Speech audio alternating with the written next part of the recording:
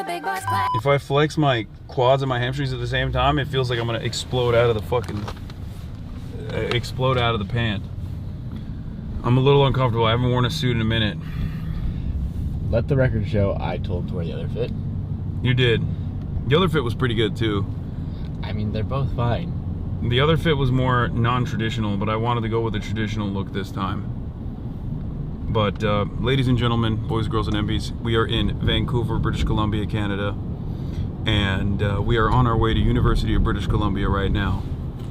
And the reason for why we're going to University of British Columbia is because I will be talking.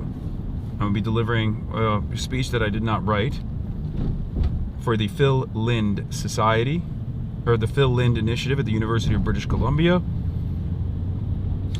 We are mostly going to be talking as a part of a series called America First. Hold on, I'm gonna read it out to you right now. Yeah, he's America First. Yeah, America First, America Alone, Global Politics in an Age of Uncertainty. That's the speaker series that is started by the Phil Lind Initiative in 2026. The resurgence of America First driven unilateralism is reshaping the global order.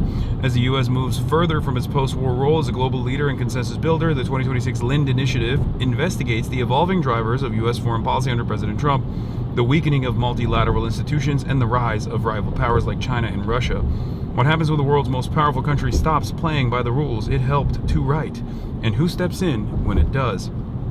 From hard-hitting journalism and critical foreign policy analysis to political commentary and provocative art, this year's speakers interrogate the consequences of America's disengagement.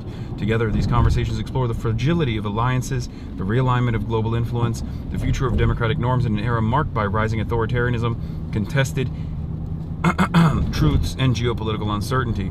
Whether through headlines, histories, or cultural critique, each speaker offers a lens into what a post-American world might look like and who stands to shape it. And some of the speakers, it was Thomas L. Friedman who was the first speaker for this America First. Who's that? For the chatters that don't Thomas know, Friedman I know who that is. he's a horrible neocon. And then it was Charity Whedon, who I'm not very familiar with, and then it's me, and then it's Dred Scott, Rachel Maddow, and Carlos Lozada. Thomas L. Friedman is a 3-time Pulitzer Prize winning New York Times columnist and best-selling author. Charity Whedon is a former NASA associate, administrator, and global space policy leader. Dred Scott, interdisciplinary artist and activist challenging the ideals of American society. Rachel Maddow, Emmy Award-winning journalist and host of The Rachel Maddow Show. And Carlos Lozada is a Pulitzer Prize-winning journalist and opinion columnist for the New York Times. I can't believe you're opening for Rachel Maddow. I guess you could look at it that way. The series moderator that I will be speaking alongside is Nojang Khatami, assistant professor of political science at Fordham University in New York City, born in Iran. He is an alumnus of the PhD program in political science at UBC, was a postdoctoral fellow at the Justitia Center for Advanced Studies at Goethe Universität Frankfurt, and currently serves the co-coordinator for Islamic Studies at Fordham Lincoln Center campus. His research and teaching interests include democratic theory, literature aesthetics, revolution and resistance. Khatami's current book, project, Rewriting the People, Exile and Resistance in Comparative Political Thought, examines expressions of dissent against oppressive political structures with a comparative analysis moving from Iran to North America. His public scholarship has appeared in the Progressive and Boston Review, and he is the co-host and the new podcast, Politics and Exilic City. That's who is going to be interviewing me or moderating this discussion. There's a bunch of questions that are going to be coming up about, authoritarianism, rising overseas. Should we be critiquing it? What should we be saying? I suspect that will be a part of the discussion for sure. And more so, American authoritarianism, fascism growing in the Western world, the failure of liberalism and multilateral treaties and what that means for the future of the world, really. So, good stuff that I'm invested in, and that's part of the reason why I'm wearing a suit today, okay? Now, as is expected of me, usually these things start with a speech, I think, that I'm supposed to write, and as is expected of me, I did not write a speech at all. I'm just gonna freestyle off top dome like I did at Trinity College, like I did at Oxford Union, like I did everywhere else, like I did at the Palestine rally in DC, So don't expect anything other than me. I'm Freestyle Andy. You already know what it is. Czech pronunciation of Gothic. Is it Goth? Are you going to meet up with Avi Lewis, NDP leadership candidate, and Naomi Klein's husband? I think so. You look very Turkish from this angle. I don't know what that means.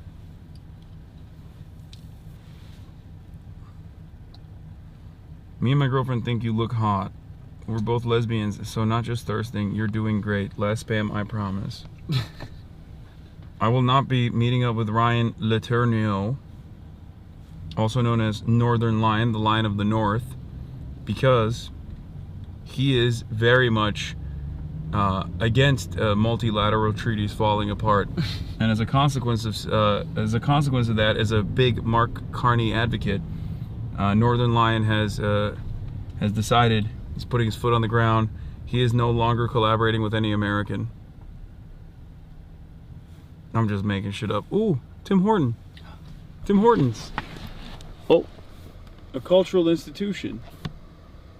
Have you been yet? No, have you? I've been many times in my life. Oh yeah, you've been. Yeah, because you lived here practically. You know what a Timbit is? No. What is it? A Tim Tams with coffee or something? No, a Timbit is basically what us slop pig Americans would call a donut hole. Oh yeah. I've never been to a Tim Hortons. And Timmy's, yeah. they call them Timbits. Le bit de Tim. Le bit de Tim. Tim's is shit. Do not go there. It is pretty trash. Tim Tams are Aussie cookies. Yeah, I know. Also true, yeah. Tim's is sucks, but is a must try. Okay, you're giving me mixed signals. Does it suck or is it a must try? It's like Nando's, except Nando's is better. Yeah, Nando's is edible. Sometimes the only thing that you can get that's edible in Londonistan. Yeah, in the sense that it's like it's a nostalgic institution regarded highly by the locals. All right, while we're here, we might as well read this GQ article about China maxing. Hopefully I can read it. He's still learning. Yeah, hopefully I can read. GQ's article title is Why Internet Stars Are China Maxing. No, I meant like, I hope they don't paywall me. By Andrew Fedorov. On the other side of the Great Firewall, there is no YouTube, but there are more than half a billion people who watch streamers. What happens when America's top creators introduce themselves? For the American traveler who imagines he has a borderline healthy relationship with his phone, a trip to China is instructive. First, the Great Firewall cuts you off from the social feeds and algorithms that govern your media consumption back home. Without resorting to a VPN to bypass these blocks, there is no access to Facebook, Instagram, YouTube, Gmail, X, or TikTok. As your digital world goes quiet, you realize just how much of your daily intake is noise. But just as you're starting to appreciate the silence, new portals open up. More than anywhere else on Earth, to get by in China, you have to live through your phone. This is true. You pay for almost everything with QR codes on super apps. Public transit tickets come in blocky patterns in the same apps. And ordering at restaurants, that time-honored respite for the lonely, is via QR access mini programs in the apps. Living through Chinese apps, you start to get sucked into their social layers, which automatically translate into English. The hostel is a group chat that buzzes constantly. The guy who sold you spicy rabbit heads keeps sending you memes. Even on the far side of the Greater Firewall, there is no escaping the noise. After 2.5 months in China last year, I started to fantasize about throwing my phone into a gutter. At least one group of Americans is more intrigued than repelled by this thoroughly digitized world: streamers. To the biggest Western content creators and their managers, the business logic of building a Chinese following has long been apparent. There are over 1 billion internet users in China, and unlike anywhere else in the world, live streams have already been popular entertainment for a decade. In 2016, it was recorded that more than half of those billion were regularly consuming the format. Because all American platforms are blocked in the country, it represents a massive untapped market for creators. January 2024, Mr. Beast, the most subscribed creator on YouTube, dipped his toe behind the Great Firewall by posting his first video on the Chinese platform Bilibili. Ni hao, he greeted Chinese viewers. Influencers' excitement over the Chinese market runs against America's abiding policy on China, which involves stoking a trade war and raising fears about a war. But a countervailing tendency was already emerging among the left liberal pundits who envy China's solar panels, widespread electric car usage, and high-speed trains. And among younger Americans, see, this is what I mean, the left liberal dichotomy. It's like, I don't just envy China's electric grid and renewable initiatives. I also envy the power of central planning. I do envy that. The interest in not waging war overseas, costly wars overseas that end up destroying entire countries, but instead focusing on building its own infrastructure, even development. Focusing on a more tolerant approach to international trade, or focusing on a more tolerant approach to maintaining international relations, rather than naked imperialism and war profiteering. In January 2025, as their government threatened to ban TikTok, massive Americans preemptively joined the Chinese social media network Red Note. Our generation and younger are so tapped into China in ways that an older person cannot comprehend because of Red Note and TikTok. The leftist streamer Hassan Piker tells me there are spots that they want to go to. Last March, 20-year-old Darren Watkins Jr., who broadcasts more than 45 million YouTube subscribers under the moniker I Show Speed, or Speed for short, became the first massive Western creator to go on a highly publicized tour of the country. I can't believe it. I will never be able to beat that. Like, that's true. He did do that. He acted as another catalyst, changing attitudes on both sides and inspiring boiling envy among fellow live streamers. Piker was so jealous, so sour over Speed's trip that Chinese internet users started calling him Lemon Bro. I've been wanting to go to China for many, many years now, but I think it was much easier to convince people, he says. Speed going was huge for a lot of people in our industry because they saw how sick it was.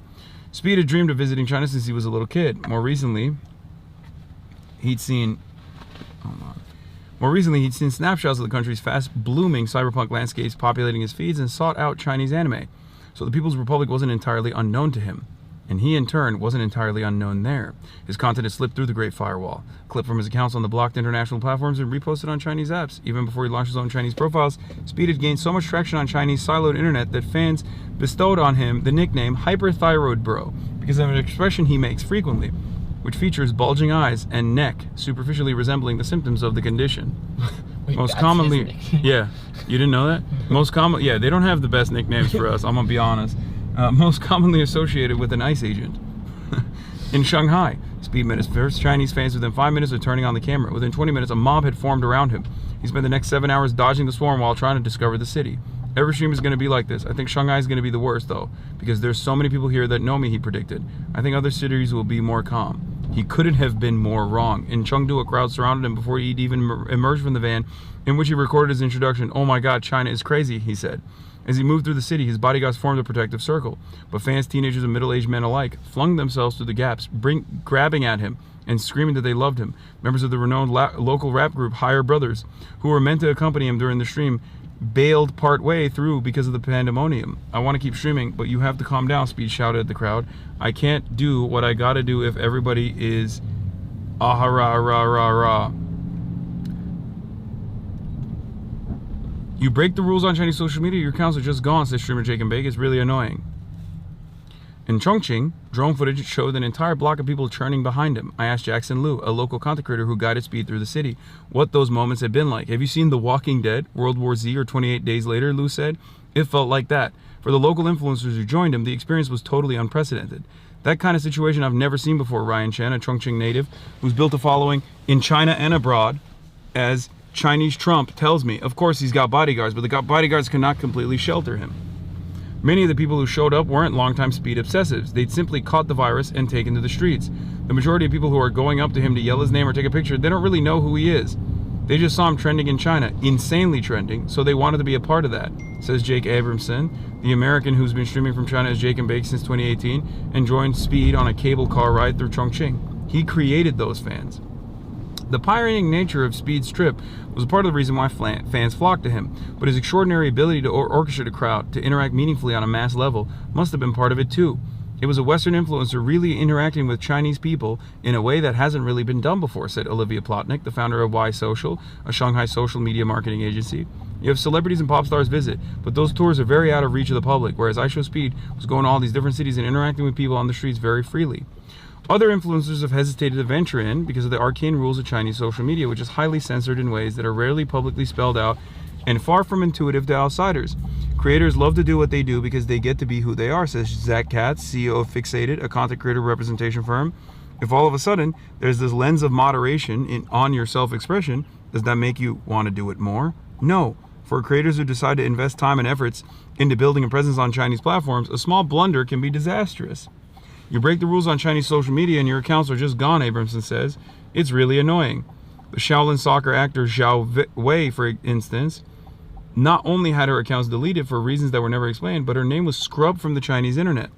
Those are the most extreme cases. Sometimes banned keywords like Tibet or Taiwan are simply starred out.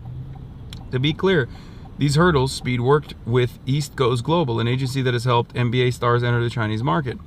They helped launch him on Chinese platforms and initially connected him with local creators like Lu. But the partnership broke down shortly after Speed's first stream in Shanghai. My personal guess is that they think it's a little too risky, says Lu. They worried that Speed was going to do something stupid on the live stream and offend Chinese culture or society. Plus, Lu recalls, Speed hated the first agency. I would have reacted the same. Like, how can you abandon us and drop us after our first live stream? With support from the Asian American record label 88 Rising, Speed regrouped and pressed on. Neither East Goes Global nor Speed responded to requests for comment. Chinese embassy in Washington, D.C. praised Speed's work as bridging cultural gaps. The country's government-sponsored influencer visits in 2025. The country's government-sponsored influencer visits in 2025, but Speed's team insisted he hadn't accepted any state funding, and his broadcast showed sides of the country that state media has resolutely ignored.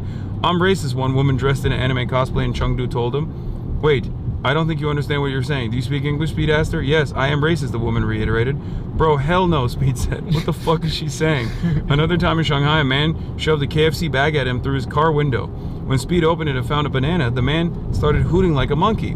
These weren't the only time Speed encountered such attitudes during his trip, but they didn't seem to be the norm either. Which, by the way, out of all the places he visited, objectively, I would say China was one of the least racist places, even though, of course, racism is, anti-black racism is such a universally shared value. But it is pretty crazy to think, like, I mean, Poland was like a nightmare scenario.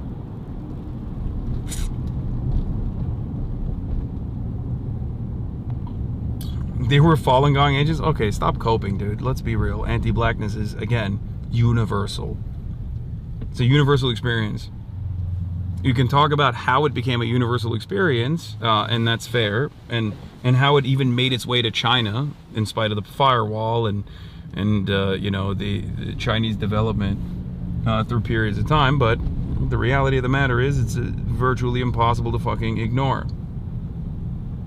Okay? Oh, to be fair, yeah, he did go to Africa. His Africa tour was the least racist of all places. I apologize, my mistake. On a tourist boat I meant like non-black places he went to. On a tourist boat under lights of Hong Kong skyline filtering through the foggy evening, Speed met a young woman from Shaoxing. It was the longest he'd been away from the ravenous crowds, and in the stream it seemed as if time was contracting for him. He asked if 10 minutes had passed and was informed that it was more like 40. The woman told him she followed him on Douyin, TikTok's Chinese sister app. Her timbre was high and childish. He called it an anime voice and asked her to say Pikachu a few times, cracking up each time she squeaked it out. She told him she'd been made fun of for her voice all her life. I'm 25 years old, but my voice is like 10 years old, she said. Some people don't like this voice. They always laugh at me. Don't listen to them, he said. That was a beautiful moment. That was really nice. Yeah. You just have to stay strong and be you at the end of the day. People are going to hate you all the time. It doesn't matter if you're the best or the most perfect person in the world. People are going to hate. You know what I'm saying?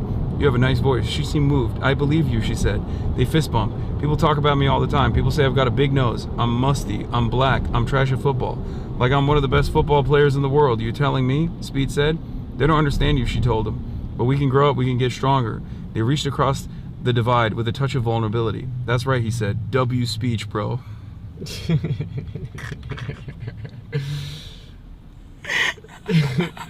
Wow. Feels strong, man. That's so funny. Okay, yeah, W speech, bro. Speed Trips launched an armada of influencers on their own China journeys. Gaming streamer Pokemon went twice in 2025. Standing across an intersection from the Loewe store in Shanghai, she joked about the resolution of the city compared to her home. It looks like 4K LA. 720p. Over Peking Duck a few days later, she mused, I worry that it's really great now, and in 3 years it'll be ruined by tourism. On his first day in the country, Agent 00 met Jackie Chan. Lacey and Jason Lewine, formerly of Face Clan, swung through too.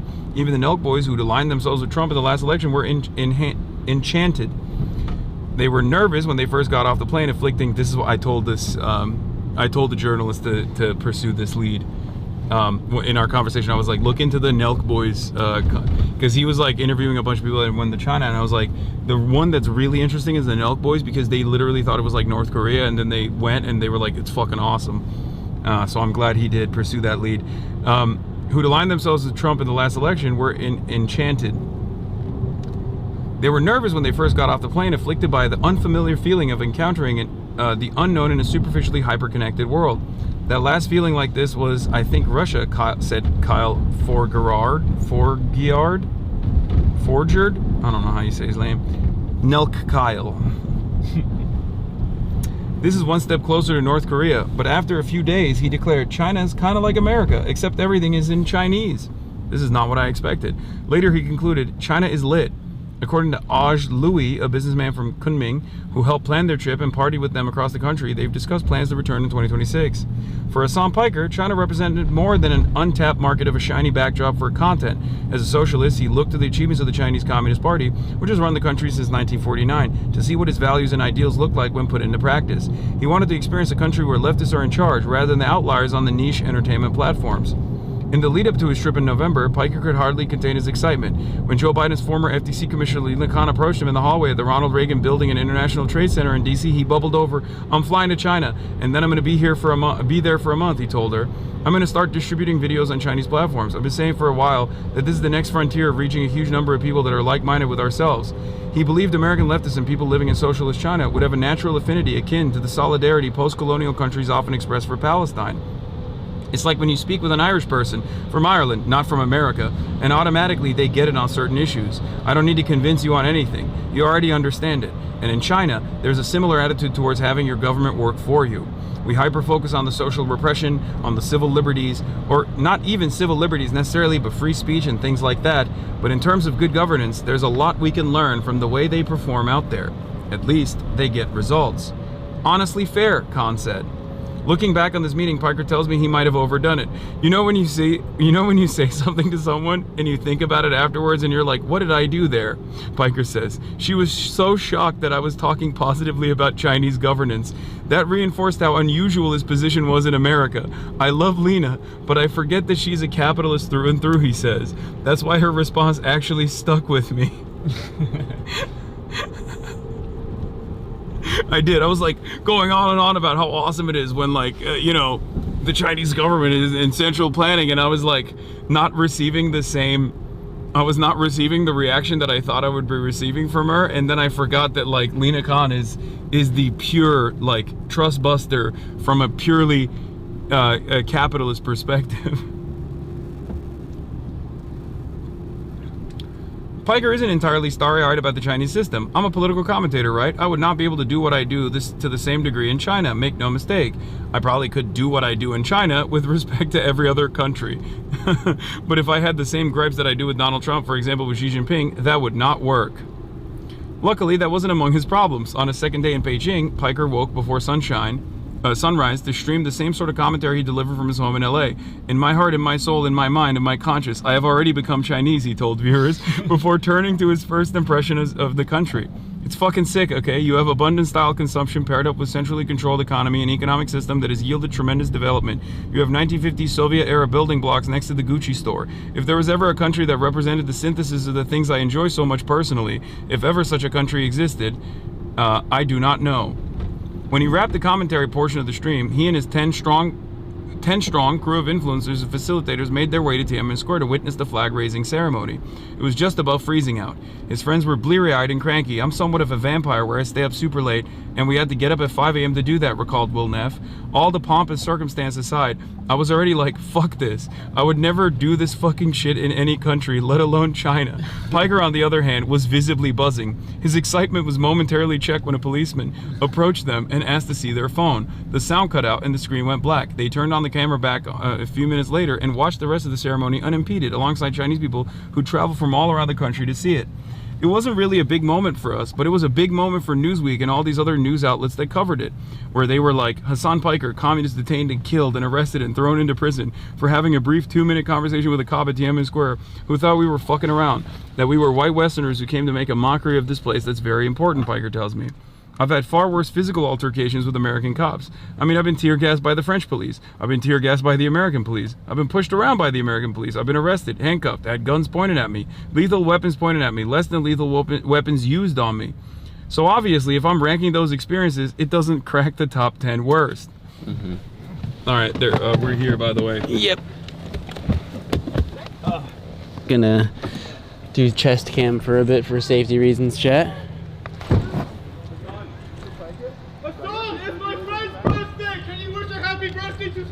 Okay, happy birthday, Simone. Alright, get pictures, man. Quick, we gotta go. Yeah, we gotta go. We gotta be quick. Hi, Marsh. Hi. How are you? Good. Are you guys? Is that guy hiding behind the dumpster? What was that? Yeah, we're still live right now. Hello. Hi, March. Nice to meet you. This camera is live, so just a heads up. Yeah, just try not to get our staff. Yeah. I'll keep it low key till we get to the green room or wherever you're taking us. Nice to meet you. Hi, sorry, I'm Becca. Hi. Follow me. Get you settled in. Good. Hello. Hi. So you're right.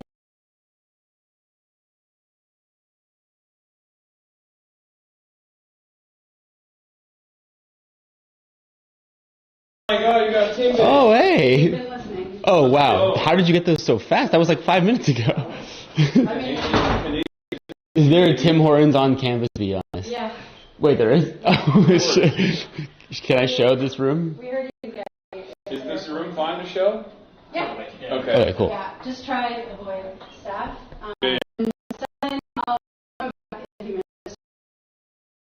Great. Sounds good. Thank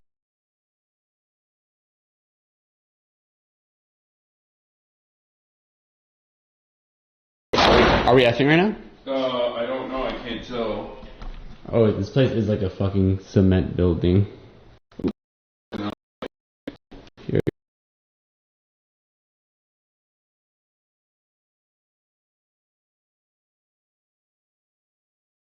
Well, there's definitely gonna be Wi-Fi, so let's get on that. Snapchat. Oh, I lost the GQ subscription. What the hell?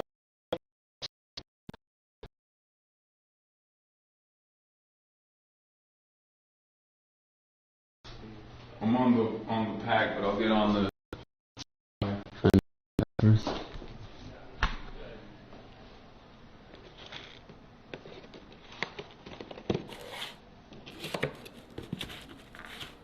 Oh no, that's the wrong one. Canada slop.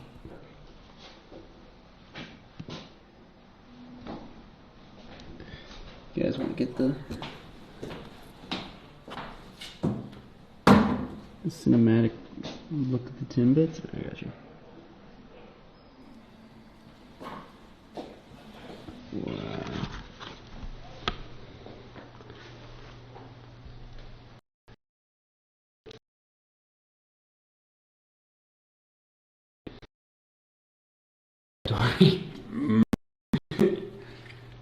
Now to say that again, how is it?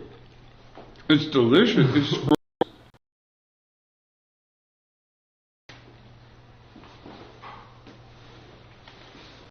I'm gonna prop it up because I gotta meet with the AV team because I want to like put me some shit. okay. So I'm gonna put it somewhere. You sit here. Sure. Wherever you want. Oh, one of them has a creamy filling. Oh, Wait, this is a genuine reaction. that one's fire.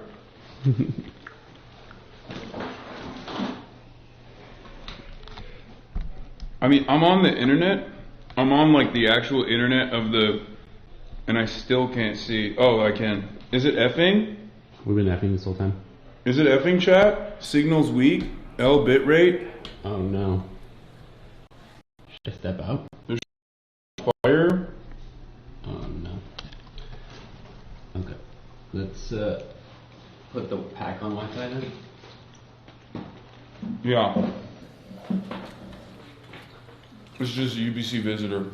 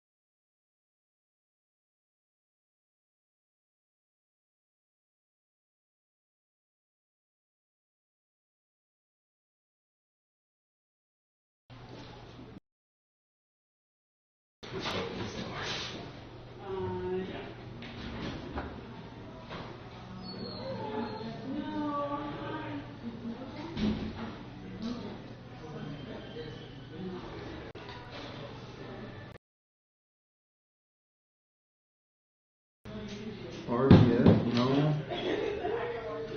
I don't think so. I don't know how to do it on this. Fuck. I'm trying to see. We're kind of cooked. Trying to see how it looks. If not, we can step out. How bad is it? I'm trying to see that right now. The glitch. This one is like, this has got a little cut in it. Okay.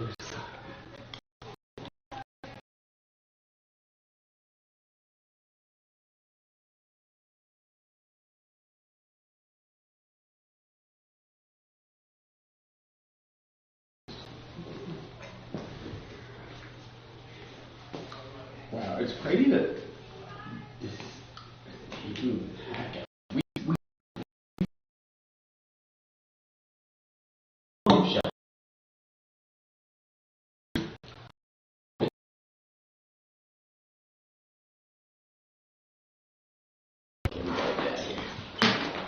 I'm gonna go for a little walk.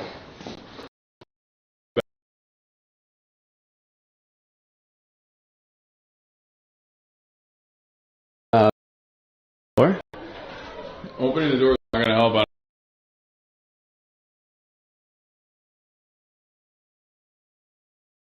Okay, go test it out there real quick. All right, Chad, we're going for a little walk. I'll let you eat all the Timbits.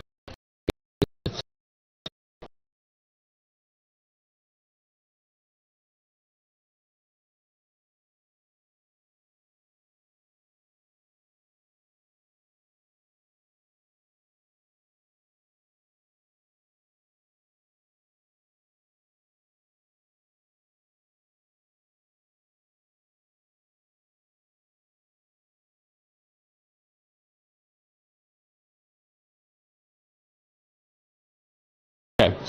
To see how we connect to the Wi-Fi on the bag. UBC visitor?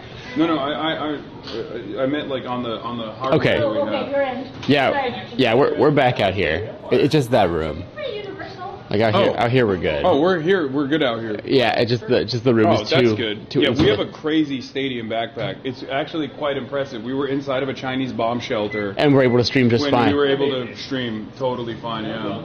But the dressing room, yeah. Also, for many layers of concrete, it will resemble the function. Yeah. Hello. From If you our want like more perspective. privacy, this space is where we'll be later, and maybe the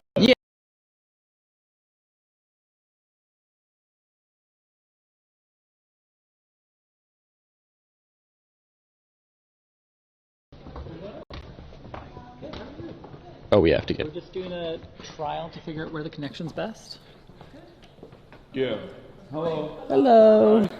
Nice to meet you guys. Yeah, welcome to Canada. We're gonna be doing a interview here. Yeah, I'm Erica. Nice to meet you. I'm going to be Nice to meet you as well. grilling you just like. Hell yeah. So- That's crazy. Those are the chairs we're gonna sit on.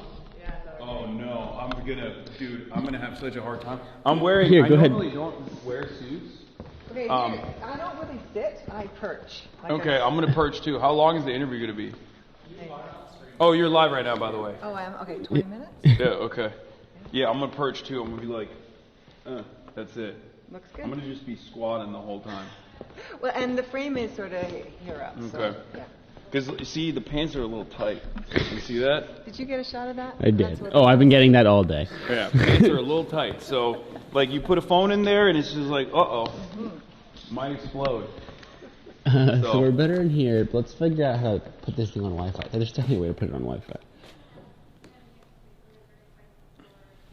But yeah, how big is the space? The venue, the main venue is 1,400 seats. Oh, wow. And if it is sold out in like 3 minutes, Yeah, we almost crashed the website, so. That's crazy. Under an hour, 3 minutes. Yeah, the website immediately crashed, and then when it got back online, within a few hours it was done. Are they holding? Can you guys hear it or no? They can. Oh, they're saying perfect now. Right, this spot we're good. Yeah, we're good here. That's crazy. Well, make sure they got the 3 minutes sold out. Yeah. Yeah. Hope we're doing better than Thomas L. Friedman. Yes, you were faster. Yeah, you hear that, New York Times? Yeah. I'm trying to figure out how to Wi-Fi this through. Are you discording the team? No, I'm just Googling. I'm gonna try to find the.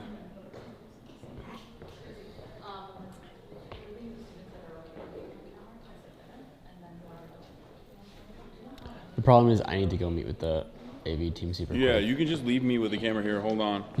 How do we I should seat you somewhere at least.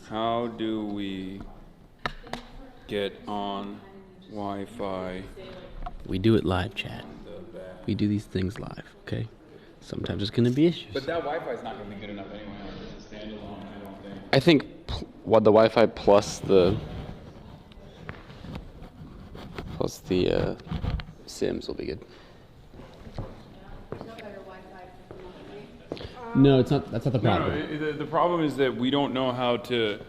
This is a newer bag that we've never actually had to like connect to the Wi-Fi on because we've never had a situation where the thick concrete actually impeded on receiving signals. So we're trying to figure out how to even connect to the Wi-Fi if it even has that availability on the TVU backpack that we currently have.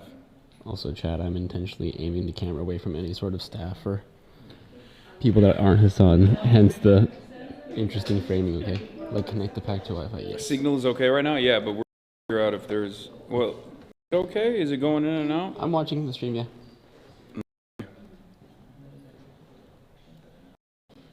It's pretty cinema right now. That's what we're saying. I can't read the rest of this GQ article now, which kind of sucks, but... Or they were just putting my choice quotes on the GQ article. Did I say CQ? The backpack people are like, we've never had this issue. We've never had this issue before with a TV backpack? In Yeah. settings, there is a Wi-Fi tab. Yeah, but it's just a... It cuts every now and then, and when it does, it's like a brief moment of patchiness. Hold this for 2 but seconds. It's not that Put big your of a drink down. Hold problem. this for 2 seconds. Wait, hold on. Wait, both the camera and the backpack? No, just the camera.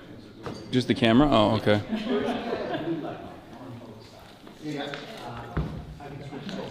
Oh! Almost pulled the camera off. I don't think there's a way to do it. Is he saying there's a way to do it? But it's just QR codes. I'm just going to send him a picture of what I'm seeing. Okay.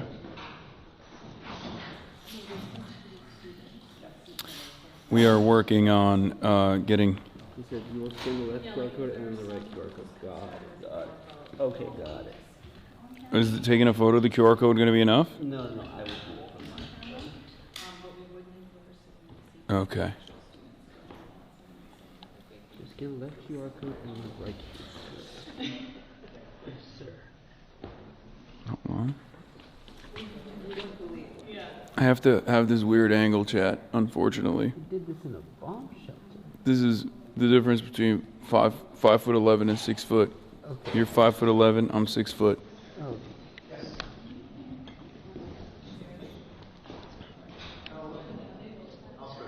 How long is the, sorry to cut you guys off, how long is the intro speech that I have to do? Not long, right?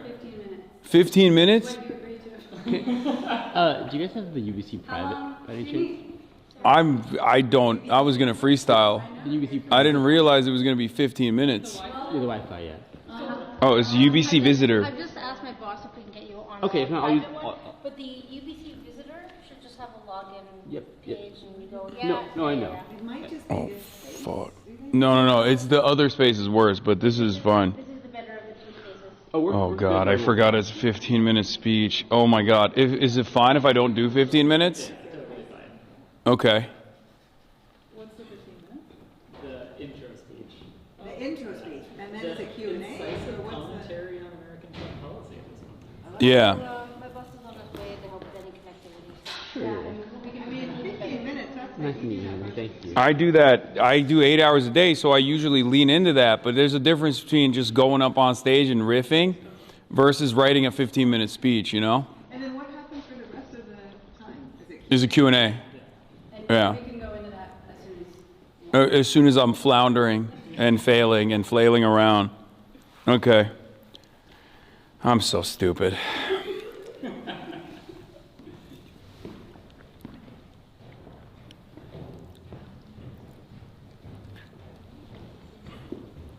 Is it still, are you still?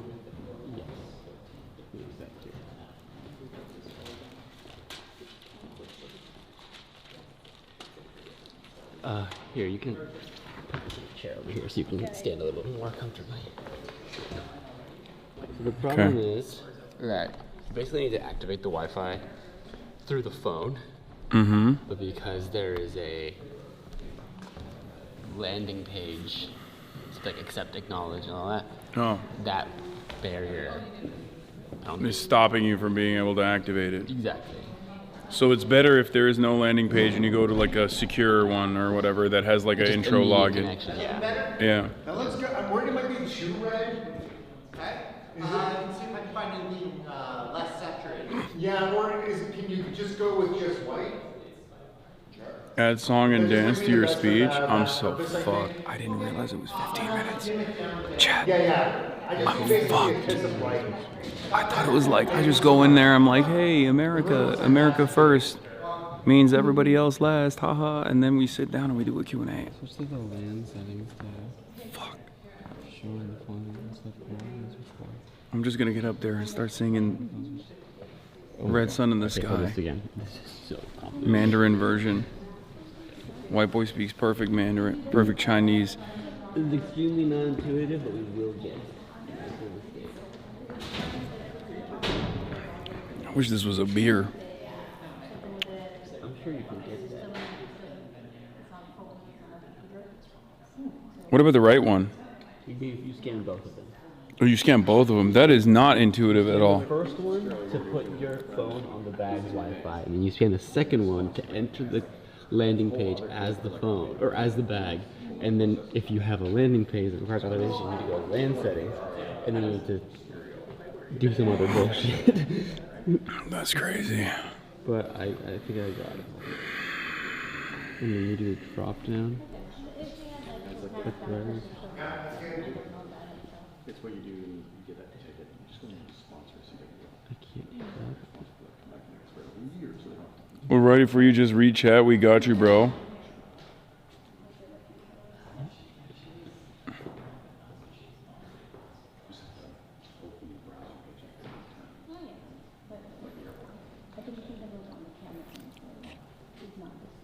Sit down and write some bullet points. I can't even sit down. We have to do this camera thing right now. So I can't even like go. Yeah, if you just give me the password of the private one, that'll fix. I can sponsor you, but it's like you have to go in. Okay, well, hold on. Let's mute the microphone before, or let me leave. We're not gonna say any passwords on this. Yeah, don't say anything right now. But Yeah, why don't you just go with Okay, March is gone.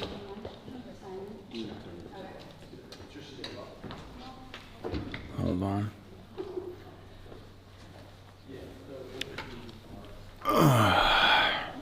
Look at the bag. Oh.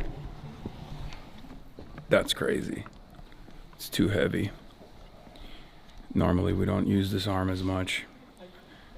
We only use the arm when it's stable. So yeah, I have a 15-minute speech that I'm going to be delivering, which is not going to be 15 minutes, let's be real. And then after the 15-minute speech, that is not 15 minutes, we will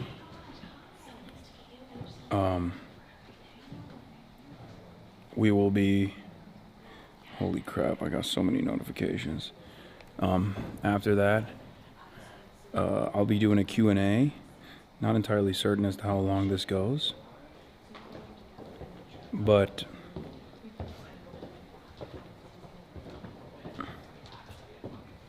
you look like the worst bodyguard.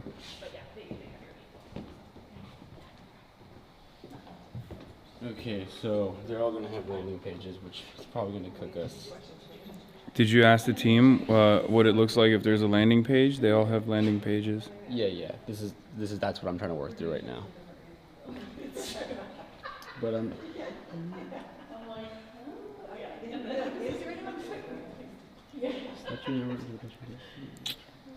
Oh, he sent the PDF. I'm currently doing that. Oh, okay. All right.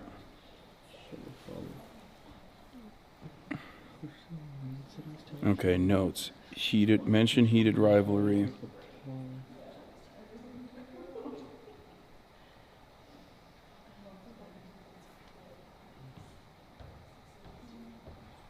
Timbits.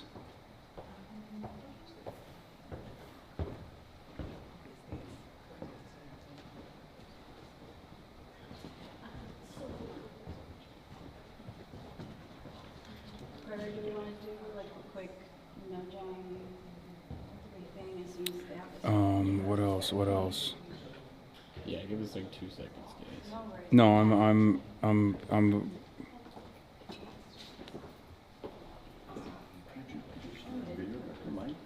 Yeah, I just need a second.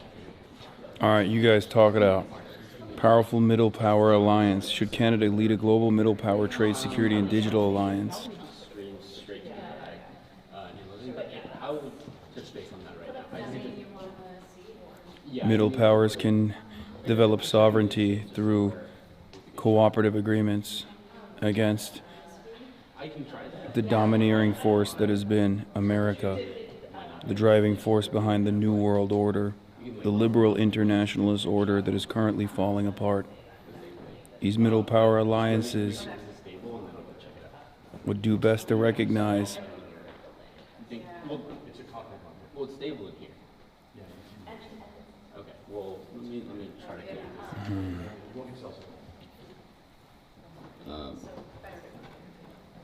Don't sweat it, Autis. I have no problem accidentally talking for 15 minutes. This is very bisexual lighting. Yeah, I know. Is it too dark?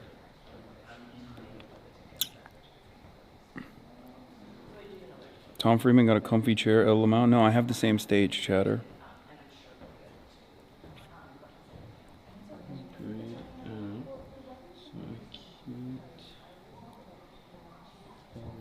Use your platform to address the rise of freightophobia rampant in our country at this time.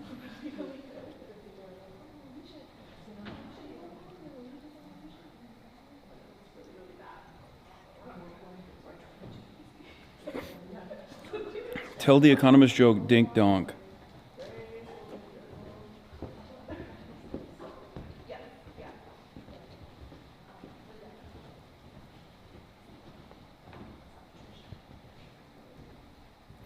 Mark Carney's speech at Davos was supposed to Okay, waiting for them to reply. signal a different. Yeah, that happened to me too earlier. Okay, good. So I'm not alone. You Mark just gotta Carney's tighten speech it at a little Davos bit. was supposed to signal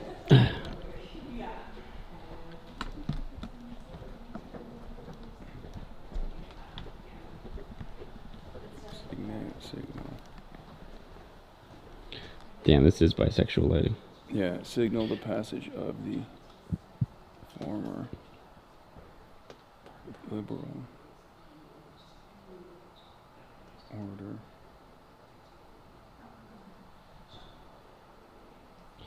Let's go check how the stream's doing. Hey, stream's stable. Much like the fascist movements of the past.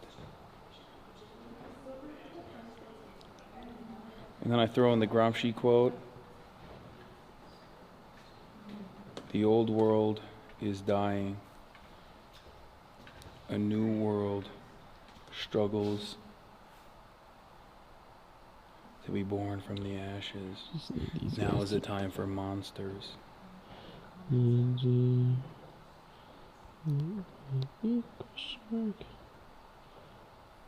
that the right quote? Because it takes over my Wi-Fi to the bag's Wi-Fi when I'm trying to connect it. I can't talk to the Discord guys when I'm actually attempting it. So I have to get an answer from them and then go in and try it.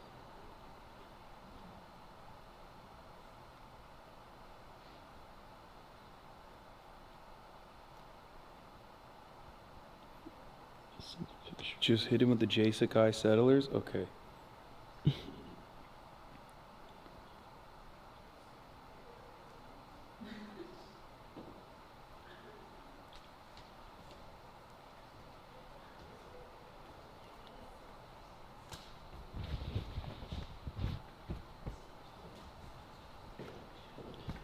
Enable captive portal if you have that option. It's so funny. Chatters are literally trying to... I know. Yeah.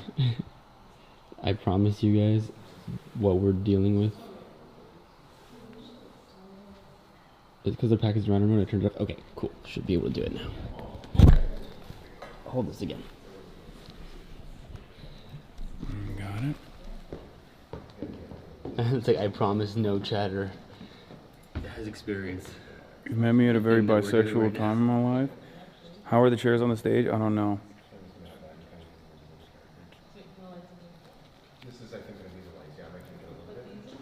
Chat, is the speech over? I fell asleep? No, I haven't even written it yet. I'm surprised you're writing anything at all. I'll be so... A new world is birth maxing, and the old worldoids are being monster mogged. I hate you so much.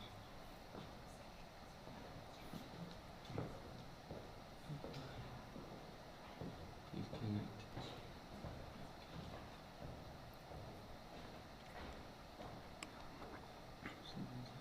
Talk about how progressive meat picks can change the world.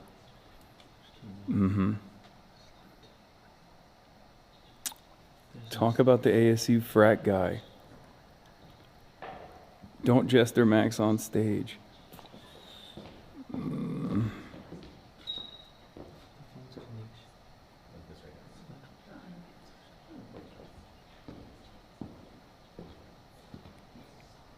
don't have a team to write this shit for you, dog? What makes you think I have a team for anything? How's it looking? The UV team just needs your key stream Yeah, or stream key. Oh, yeah. Do you want to try that? for what I think that's reason? all you can do, because you won't have Well, good. I think we'll have, if the room is open like this, we should have connection, It but won't be good. I can promise you that. we have like 8 SIM cards in there. I'm pretty sure it'll be... He can go test it. He can go into the room right now with the camera. Yeah. Not show anything. Yeah. Let's go As long as look. you don't get any in the audience. Yeah, I'll check. Let's go look at it. Yeah, you want... Well, you stay. Okay, I'll stay here. I'll... Yeah. Sure. I mean, oh wait, as soon as you got up, it went green screen. Okay. Yeah. And can we pull you aside for Yeah. just checking in with our moderator? Okay, chat box, I'm taking you. Sorry for the B-roll. Let me. Well, we'll be Okay, back. follow me. 10.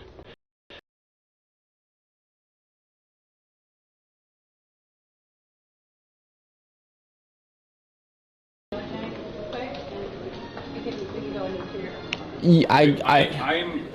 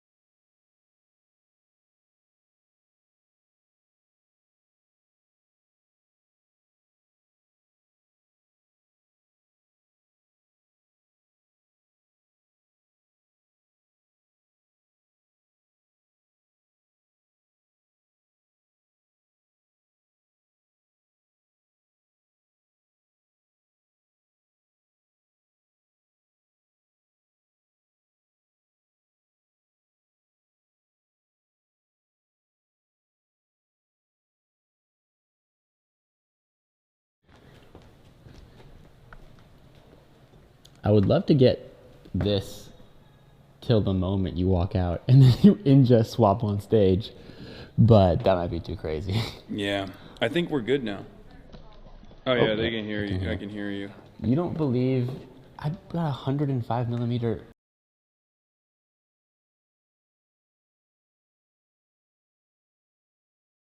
We were just discussing how impossible this would be to film with just like our phone, I mean not phone, our hand cam setup. I disagree. And March disagrees with me and he thinks that we could do it.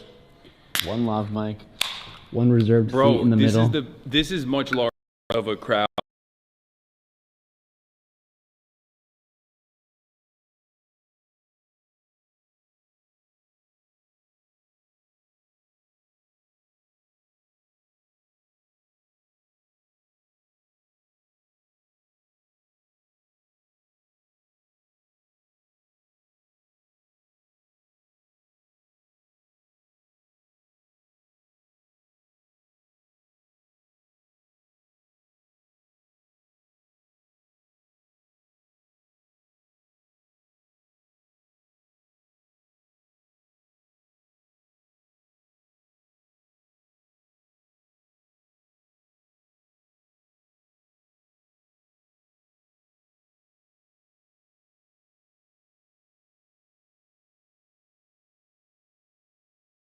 Cheeks right now too. Hold on. Just stay right there.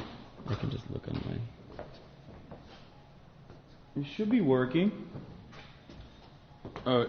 Is it paused? Is it working? Yeah. I don't know why I'm not getting any internet and I'm on the regular event Wi-Fi. So am I. Is it working on yours? Can they see? Yeah. Oh, okay, that's good. Or is it effing? It's a little stuttery. Very unstable. Oh. I'm not on the event Wi-Fi. It went back to the backpack Wi-Fi for some reason. No, I don't want that. I want the visitor Wi-Fi. Did you scan the Wi-Fi on the pack? No. And that's what's been interfering with my attempts? No.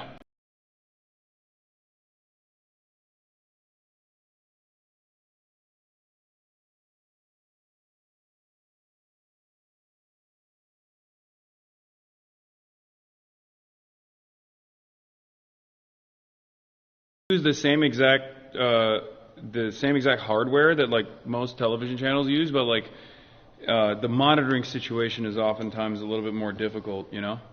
Yeah. Is it not working? What's happening? It literally changes step to step of like where I'm standing.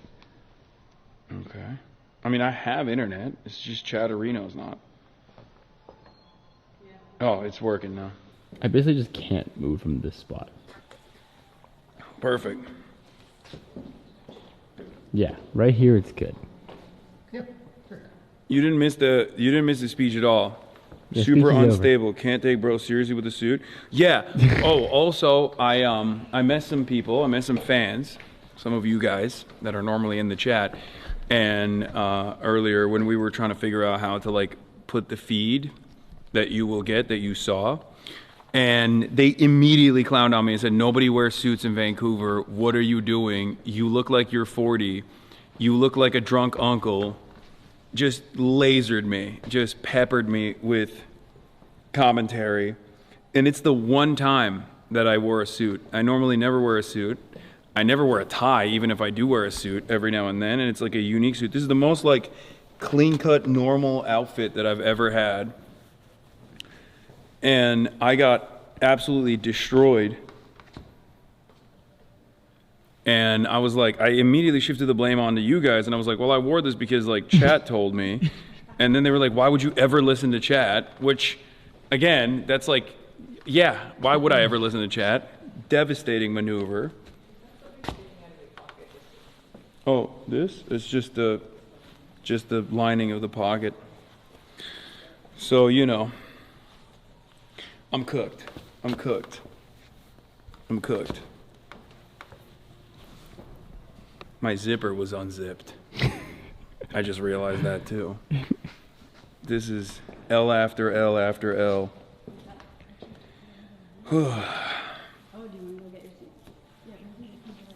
Anyway, we got like 5 minutes remaining. They're going to do an introductory speech, or not an introductory speech. They're going to intro me. They're going to intro the moderator. The moderator's going to intro me. I'm going to go out there. We're going to flip it over. We're going to flip it over to the regular live stream. You'll see us on the regular live stream. And then after that, we'll say our goodbyes and we'll peace out. And then I will do the CBC interview and Q&A with the student fans. So excited for all of that. There will be a Q&A portion. Most of it is going to be Q&A. There's like a small, brief introductory speech where I'll come in, you know, and paraphrase a bunch of quotes from much more intelligent people than myself and butcher them and slaughter them. And then talk about how American dominance is not necessarily great for Canada, nor is it great for even the American working class. And that as the world struggles to find an alternative, I think there are some countries that have focused on their own personal development. Countries, of course, I'm referencing to, such as China. And I'll talk about how I think middle powers, as Mark Carney referenced Canada and many others, have a unique opportunity to go against American hegemony in this moment, not as an act of defiance. What is that? Open presence. Thank you for the 100 gifted subs, Jesus Christ. Not as simply an act of defiance against anti-imperialism, but an act of sovereignty in order to maintain national sovereignty, in order to maintain their cultures, in order to make sure that their citizens don't get the worst end of the bargain, as they have been consistently with American international trade engineering. There are numerous initiatives that are at play right now, whether it be the BRICS nations, but the EU could be a very strong contender as a powerful bloc on its own against the American hegemony. And I think now is the time for self-preservation for these middle powers. Why are you spoiling the whole speech? I'm just literally freestyling right now, so I'm trying to figure out where I will go from here. Pre-watched. Yeah. Hopefully I'll be able to remember all that, or just say all of that. Just pull up the VOD if that happens. Yeah, I'll just play the VOD. I'll be like, here, this is what I did say. Hopefully I don't just like brick when I see this crowd. People are coming up to me like, are you nervous? People have been saying you're nervous. I'm like, maybe. Pre-speeched.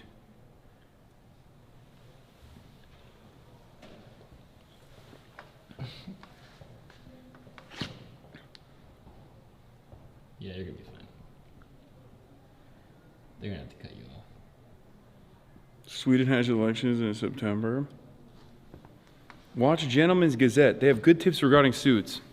How many minutes? Ah, chatter. Oh, chatter. 3 minutes. Okay, perfect. Okay, cool. 3 minutes. And then when it starts, I'll swap it over there. So we'll do that. There's water on the stage for your Q&A, and there should be one at the podium. Is there anything else you need? No, I'm good. We're going to freestyle it. This is your first time in Canada, right? First time in Canada, first time in Vancouver, first time wearing a suit, really. I don't really do any of this stuff, so Maybe that's how you should open. that's what I'm gonna. So I'm gonna open it.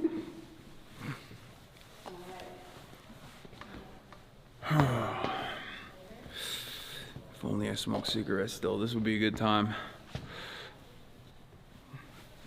I would hit one right now. Inside the... Not in here. bunker. Go outside, just rip a bogue. Do you want to hang backstage and get that shot? Yeah. Okay. Yes, I'll do that. But I'm just kind of following. And it's cool, you might lose your... Oh, we're gonna swap it over to... Well, yeah, let's... oh, we're Okay. moving. Let's All swap. right, everybody. I'm swapping it over to the main ingest so you guys can actually get a feel for the crowd to the best of your ability. You'll be seeing me in a little bit. I'll be live.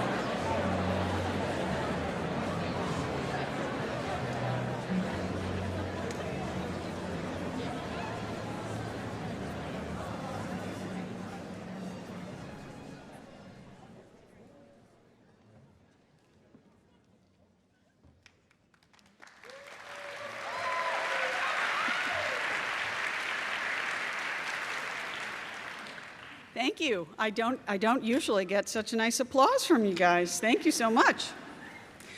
My name's Alison McFarlane. I'm the director of the School of Public Policy and Global Affairs here at the University of British Columbia, and it's really a wonderful pleasure to welcome you all to this evening's event. Before we begin, I want to acknowledge that we're gathered on the traditional, ancestral, and unceded land of the Musqueam people.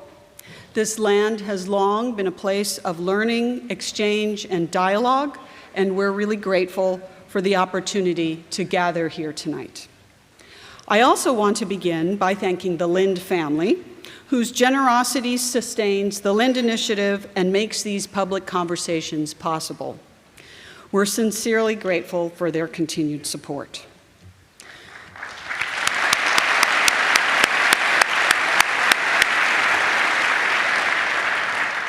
So, for those of you who've joined us before, welcome back. For those of you who are here for the first time, welcome. The Lind Initiative brings together diverse public thinkers to engage with the most pressing political and social questions of our time. One of the defining features of the initiative is its role as a public forum for serious, open inquiry. It's a space where complex ideas can be explored and debated in public, a space where perspectives are tested, challenged, and interrogated thoughtfully. The purpose of this series is not to deliver settled conclusions, but to create a space for careful, critical examination. Against the backdrop of our current political climate, marked by polarization and increasingly siloed forms of public discourse, this mission feels more important than ever. It's important to be clear about the role of this initiative. We're not here to endorse any speaker's views. We're here to convene conversations with the voices who are shaping public debate. And in that spirit, I hope over this evening and this series, more broadly, you hear something you disagree with. Not because disagreement is an end in itself, but because grappling seriously with competing arguments is central for democratic life. And we are at a university, after all. We ask everyone here tonight to help us model that kind of engagement. Listen carefully, challenge ideas with substance, and treat one another and our speakers with respect. Finally, a few logistical notes. We'll be taking questions later in the event using Slido. You can submit questions and upvote questions by visiting slido.com and entering the code that is displayed up there on the screen. And as always, a reminder to silence your cell phones. It's now my pleasure to introduce our moderator for this evening, Dr. Nojang Khatami. Nojang is an assistant professor of political science at Fordham University in New York, and we're especially proud to note that he's an alumnus of UBC's PhD program in political science. Yes, and he's happy to be back.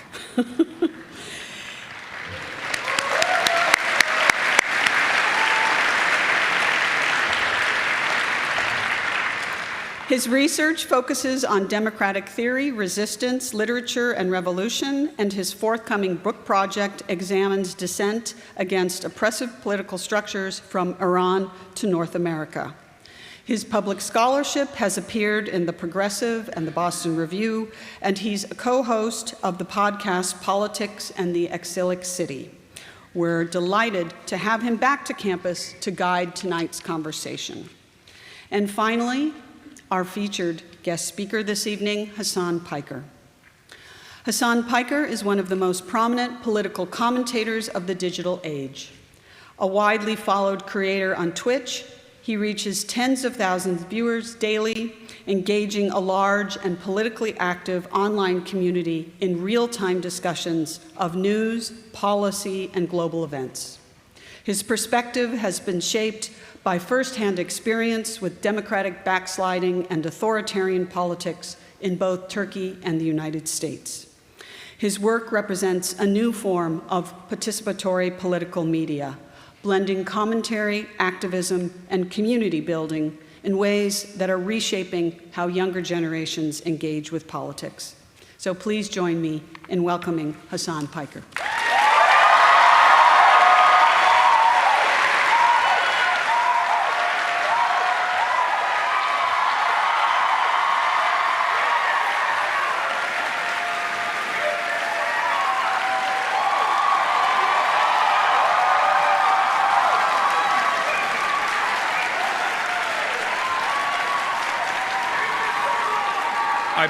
I bet Thomas Friedman didn't get that kind of reception.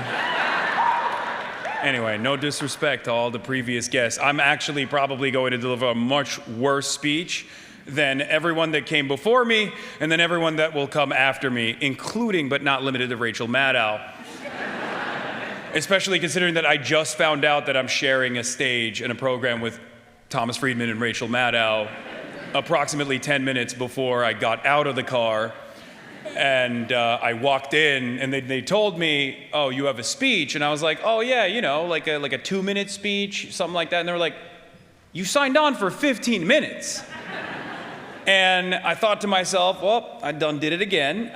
This is probably like the 20th time that I've done one of these sorts of college speeches where I just come out on stage and start blurting it out, and I have no understanding of what the event is, but I'm gonna try to do my very best. Especially considering that I speak for 8 hours uninterrupted, or usually interrupted with chat. It's not gonna be too difficult, I hope. But today, obviously, we're gonna be talking about one of my favorite subjects to discuss. According to all my naysayers, including the CIJA, I believe. I don't know if they're in the room right now. Sorry, I'm sorry that you guys couldn't stop me from coming to Vancouver.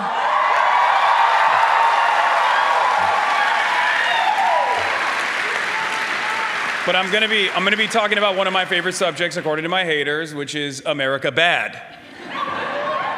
I think a lot of Canadians have learned that lesson if they weren't aware of this concept, except for the Albertans, that America is, as a matter of fact, somewhat of a parasitic force in the global New World Order. And it was actually one of my only failed predictions of 2025 when I thought that Pierre Poilievre, am I saying that right? Poilievre? Doesn't matter. This college campus is so woke, you don't even... Anyway, one of those guys that's usually I guess he wasn't really, but usually the Conservative Party from where we're standing in America always tries to be American for some weird reason. And I guess because of Donald Trump, that really backfired spectacularly last election cycle for you guys. And I thought he had a real shot, until I found out that Canadians do value dignity and sovereignty and don't want to be annexed by the United States of America. Which is a very healthy attitude to have, especially considering that I think with this last iteration of our beautiful President Donald Trump's attempts at forcibly annexing Greenland, which is a part of our NATO security cooperation. Someone should tell Donald Trump that. Especially after that, we saw many European leaders openly take to the stage at Davos and say, we'd rather be happy vassals than angry slaves. And I thought about that quite a bit. And I thought about Mark Carney's speech quite a bit. And I think that there is a failure of the previous liberal international order and consensus. And I don't think it's necessarily just Donald Trump, even though we like to talk about him as the harbinger of doom. The reality of the matter is these systems have been collapsing for quite a while. If you're in the third world, if you're in a developing nation, you already know exactly what it's like to be on the receiving end of endless amounts of bloodshed and domination. Now, of course, people of my political background have been talking about this for years. Lenin was one of those people that talked about it quite a bit. Imperialism being an absolute necessity as a global capitalist order, as profit rates have a tendency to decline. And we've seen this endless militarism and endless domination in the global south, in countries that are in the periphery, at the behest of super profits for international capital. But unfortunately now, America's appetite for instability and all of the potential promises of said instability for international capital has put new targets in its crosshairs, as Mark Carney and many others have talked about, middle powers. We're talking about the European Union, Canada, and many other countries that are stuck between what seems like American domination and the global liberal capitalist hegemony, and potentially the rise of regional powers such as Russia that do not shy away from irredentist action and oftentimes violent military conquest, and the behemoth of manufacturing that is China. Now, as you guys already know, BRICS nations have realized that this bargain of American domination was not always going to work out well for them, and that's the reason why they have sought out alternatives and tried to create different trade agreements and maybe even currency cooperative agreements with China, specifically to, at times, leverage their relationship that they have with the United States of America. And I've been a longtime advocate in developing European sovereignty and developing sovereignty for countries like Canada. And now, I believe, is the time for these middle powers to be able to develop sovereignty once again. And I fear that if these countries don't do it, specifically Canada, I worry that American domination will at first look like the tariffs negotiations that Donald Trump has seemingly haphazardly thrown around, and then, and in the worst case scenario, complete military annexation. Now that might sound terrifying to you guys, but we have the most peaceful option ahead of us, at least for the time being, because this growth that we are seeing, this change, this nuclear option of trade, this destruction of international agreements that America was not only the safeguard of, but also the architects of, are coming to a close. What comes next is up to all of us. And by that I mean not just international capital, capital owners of different sorts, petty bourgeois, small business owners, mom and pop landlords and the like. I'm talking about you, the people, the workers, you who comprise the masses. And the quicker we develop sovereignty for ourselves, both in our workplaces, both in our universities, the quicker we organize for ourselves, the easier it will be for all of us to preserve said national sovereignty and to hopefully make it as costly as possible for America to continue dominating the world and engineering whatever kind of design they have. I saw a piece of this in action when I went to Minneapolis, because American domination has often put its crosshairs on developing nations, as I've talked about before, Iraq, Afghanistan, as recently as we saw in Venezuela, where the American government kidnapped the leader of Venezuela and his wife and is facilitating a mock trial, a sham trial at this moment. You don't have to love the Venezuelan, government. You don't have to be a communist or a socialist to recognize what that says for the international order, which was something that many European and even Canadian partners did not recognize initially as they celebrated this action, only to receive the exact same type of lack of autonomy when Donald Trump put his crosshairs on Greenland. It shouldn't take for Trump to go after a white partner country in Europe, a NATO partner country in Europe, for people to wisen up to our grand design. And when I say our, I'm talking about the American government. But the international destabilization that we have caused came back into the home front, as imperialism often does, in the form of fascism. Just as fascism arose from the failures of liberalism only but 100 years ago, the new wave of fascism is no longer seen as a revolutionary movement, but instead a movement away from liberalism. The American Republican Party is now transitioning away from a liberal conservative party to a fascist party. And as fascists often do, they are invested in domination and cruelty for cruelty's sake. And the reason why I brought up Minneapolis, Minnesota, and my experiences there is because, as of today, Tom Homan has decided that they are retreating the ICE occupation that unfolded in Minneapolis, Minnesota. And the only reason, yes, and the only reason that happened was because the people got together, they organized, and they protected their neighbors. And while there was tremendous cruelty, kidnappings taking place on a daily basis, and community defense, and people that got shot and killed like Renee Good and Alex Peretti, rest in power, the people did not stand down under minus 35 degrees Fahrenheit. I don't know if you guys use Fahrenheit here. Minus 35-degree Fahrenheit weather. It was very cold. 60,000 people got together and did a day of direct action, somewhat of a general strike. They call it a general strike. It's not the same as the traditional general strike, but there was a day of action. Small businesses from the community also participated in this blackout. And in the aftermath of all of this participation in community defense, ICE was forced to back away. This is the most peaceful option. JFK has said, those who make peaceful revolution impossible make violent retribution inevitable.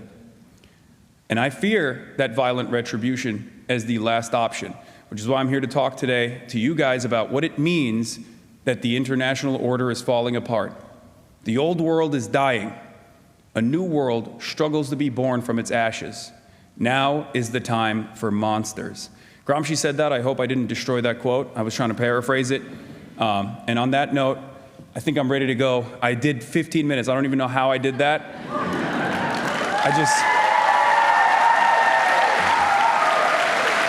But yeah. Okay, should I just go sit down? I'm gonna do that now.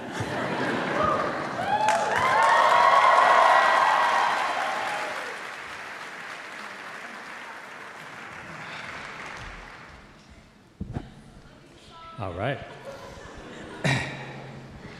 Yeah, that was great, and clearly they love you. Yeah, otherwise they would not have sat through that. They would have been like, boo, tomatoes. Right. But no, I know you feel the love in a lot of places that you go. So I know you just were passing through Nueva York or Mamdanistan, as you call it, and you yeah. You also, you in part helped make it Mamdanistan, which, those of us who are woke in New Sharia. York. Yeah. Inshallah, brother. Islamic Republic of New York. Let's go. Yeah. So, there's a lot of love everywhere you go, and I think a lot of people, young people especially, I got tons of students at Fordham University where I teach, and also a lot of students, former students here at UBC who are just so excited about what you do, right? And the fact that you are this massive, prominent voice on the left, it means a lot to a lot of people. At the same time, you got your critics, you got your haters, you address that, and just the fact that, perhaps too much, that's what they tell me. Yeah. But I think that, there are some of the criticisms that you get, and so what I wanted to do sort of just early on in some of these early questions is just allow you to just address some of those things. Get it out of the way. Get it out the way, and then we can come back to the themes. Okay. Yeah. You came in hot. You were like 15 minutes, watch this. Yeah, let's go. Okay. So, no, but this is a kind of general question about responsibility. So, thinking about it in terms of what we do as academics and podcasters, journalists, and the things that you do, including the fact that you just spoke to this, right, with the anti-ICE protests, the fact that you are very much on the ground and you have this form of activism that, I think is really, really admirable and really important to be doing that sort of work. What I'm wondering is, when it comes to the question of responsibility, How do you see that? What do you think, what would you say your primary responsibilities are when it comes to activism and in the world of streaming and sort of just in online spaces more generally? Yeah, I try to deliver truthful analysis that's both true to myself and true to the facts on the ground to the best of my ability. And I do think about that responsibility all the time. It's something that I try to maintain to the best of my ability, because I understand that for people under the age of 40, I used to say 25, now I'm saying 40.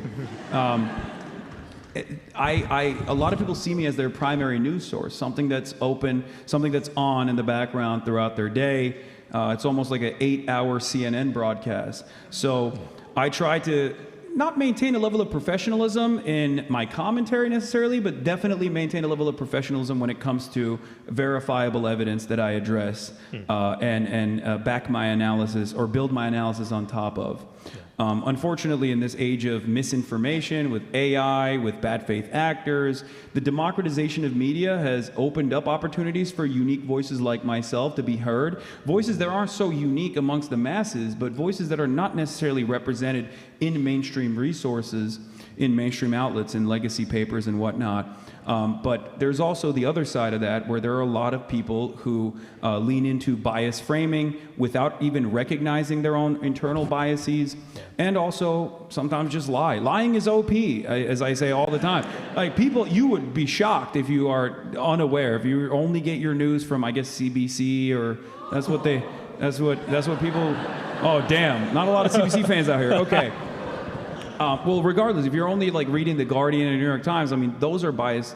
They have different biases as well, but overall, they have an interest in trying to maintain a truthful compass to the best of their ability. Sometimes they lean too much into the State Department side of things, for my taste. But there is a whole world out there of people that take advantage of this information vacuum and just kind of make stuff up in whichever way they see fit. Right. And I try to combat against that to the best of my ability as well. Right. Yeah, again, just real sort of testament to the importance of the kind of stuff that you do, right? So there's also this lingering question a lot of people, have been wanting to ask. And so you've been very clear that your criticisms are, when you talk about Israel, for example, that your criticisms are aimed at the Israeli government and not Jewish people in general. And I know that you have many Jewish followers who agree with you on a lot of core issues, right? But even among those who agree with you on the issues, there are some that say that sometimes the way that you express that or the language that you use is, for some, it's not productive. And so I wonder sort of how you think about that trade-off and how you approach it. Yeah, I mean, this is a question I get all the time. And the way I see what I do, oftentimes people say this is a cop-out, but the way I see what I do is I'm an entertainer first. And as someone who tries to make this information as palatable as possible, I'm always going to, engage in hyperbole from time to time and try to crack jokes, even though a lot of the subject matter that I'm covering is very serious stuff. But I think I want to make it as accessible as possible. So in an effort to do so, there are going to be moments where I'm joking around a little too much, and then people don't like it. But I think that's a valuable trade-off. I think that's totally a valuable trade-off. Another part of the equation, of course, is the constant back and forth communication I have with everyone. Anyone that follows me right now on Twitch, please subscribe, by the way, because this is being streamed on Twitch as well. Piker Broadcasting Service. Anyone that follows me for 10 minutes on Twitch can talk to me in real time. And whether I have 300,000 live concurrent viewers or 30,000 live concurrent viewers, I'm constantly monitoring chat to such a degree that anytime there's a journalist in the room that's covering what I'm doing, they're like, this is the most insane thing I've ever seen. How are you paying attention to anything that's going on? And I have this free flow back and forth communication style in my coverage as well that I bake into my coverage as well. And that creates a unique opportunity for bad faith actors from time to time to really piss me off. I mean, you're a lecturer. It's you. I'm sure you have bad students sometimes that are just annoying. You know what I mean? They come up to you. They're like, "Nah, that's not what happened. Actually, I know better." And you're like, "I'm your teacher." It does happen. Now, of course, there's professional safeguards there. But sometimes, like, imagine if you could just like mute one of your students. You know what I mean? Yeah. Yeah. It's awesome. You should try it. You put them in the dunce corner. We got online classes, virtual classes. But yeah, just click, Zoom, kicked out of the room, that sort of thing. But of course, in that dialogue, there are moments that are very passionate because the issues that I'm talking about, I feel for, and I get very impassioned at times. And of course, there are going to be moments of anger that might be unproductive, but that comes with the territory. And I feel like the medium itself has been so good in allowing people to have a say in the process and also learn and be entertained along the way, that I think that's a totally reasonable trade-off for someone like myself. So would you say, just a quick follow-up, would you say sort of provocation too? Is it important for you to be provocative to generate responses? Provocative, as far as my commentary, yes. I mean, I used to have a show on the Young Turks called Agitative Propaganda. I think it's important to do agitative propaganda to unlock the class consciousness among the masses, which is missing from this equation, I think, especially in the Western world. Yeah. But as far as like being provocative to say something crazy, no, that's not beneficial. I know people think that is like the reason why I'm saying certain things, like, you know, whether or not America deserved a certain specific day.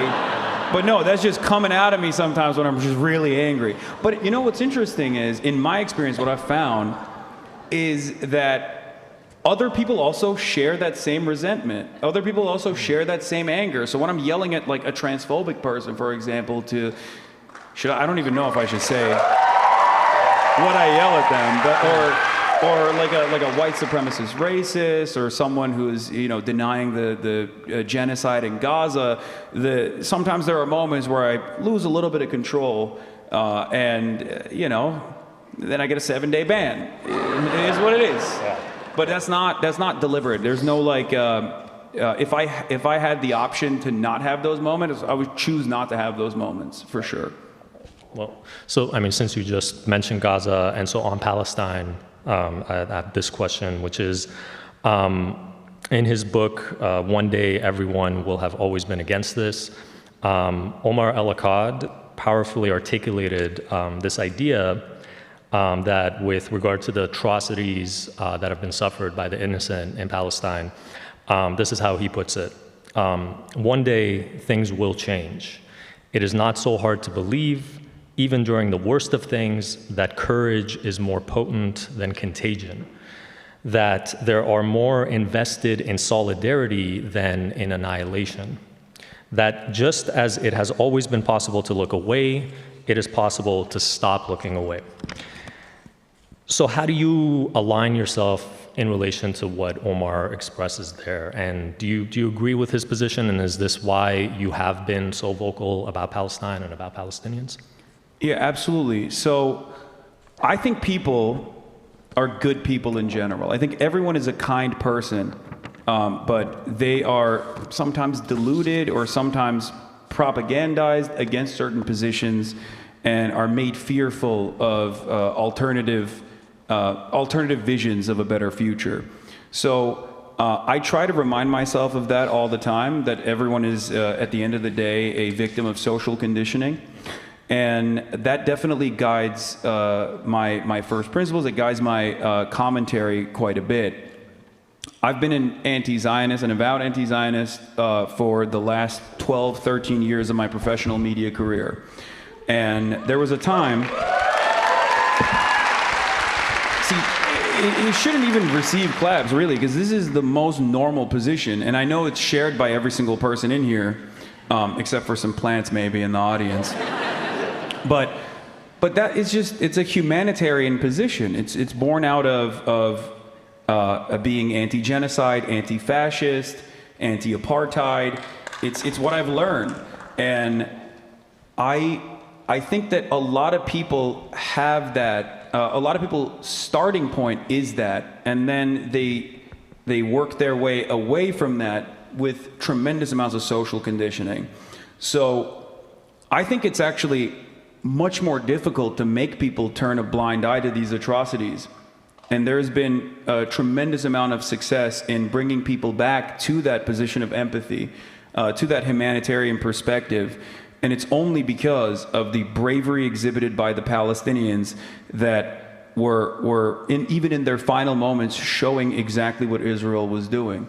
And I thought of myself living in the imperial core as someone who was profoundly privileged and profoundly fortunate, that the best I could do was offer a voice to that voiceless, offer a voice to that perspective to the best of my ability, in spite of all the setbacks set by, you know, numerous advocacy organizations, lobbying efforts in deplatforming and censorship, because it was the least I could have done. Because I knew that inevitably people were going to wake up to what was happening, and I think we're there now. We're there, that the overwhelming majorities of even Western society have now realized that this is untenable. A 14th century style siege taking place, a live Holocaust taking place in real time on people's phones that they can see in real time. I mean, this is completely unacceptable, and I think part of the reason why I do it is because I don't want those who were slain to die in vain, and part of it is because I want to preserve the safety and security of those that remain.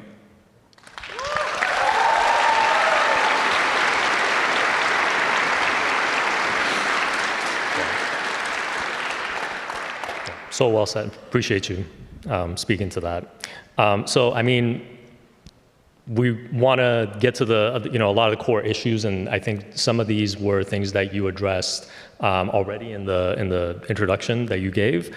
And so, part of this will be kind of circling back to things that you said and then just kind of elaborating on them. So, of course, we're going to want to talk more about Canada and about U.S. foreign policy in particular.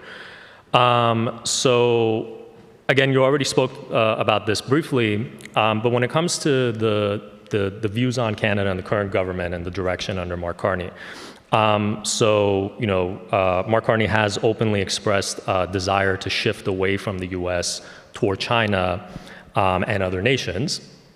Vis-a-vis travel to China, baby. Can't beat it. And so you already said this sort of in the lead up about the liberal international order and how that is in a sense in decay, right?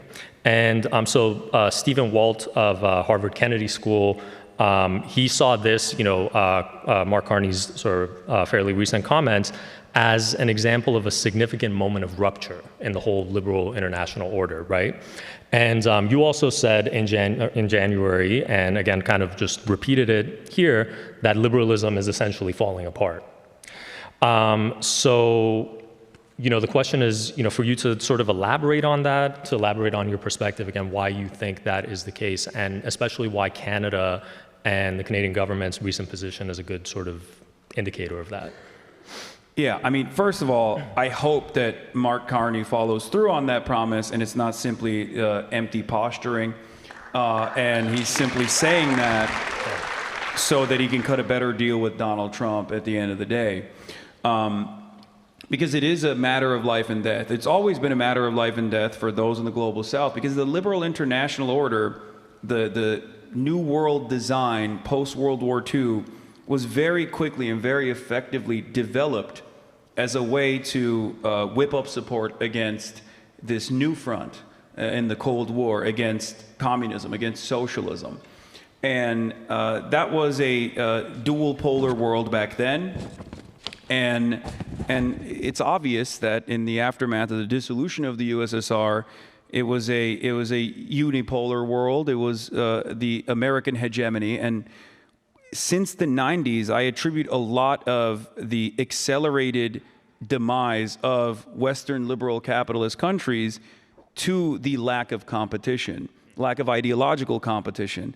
I don't know if that's like a unique perspective in general. I feel like many people understand it to a certain degree, whether it be the expansion of welfare states in social democratic countries that are close enough to the USSR in order to not succumb to the threat of a good alternative, a scary alternative that might work.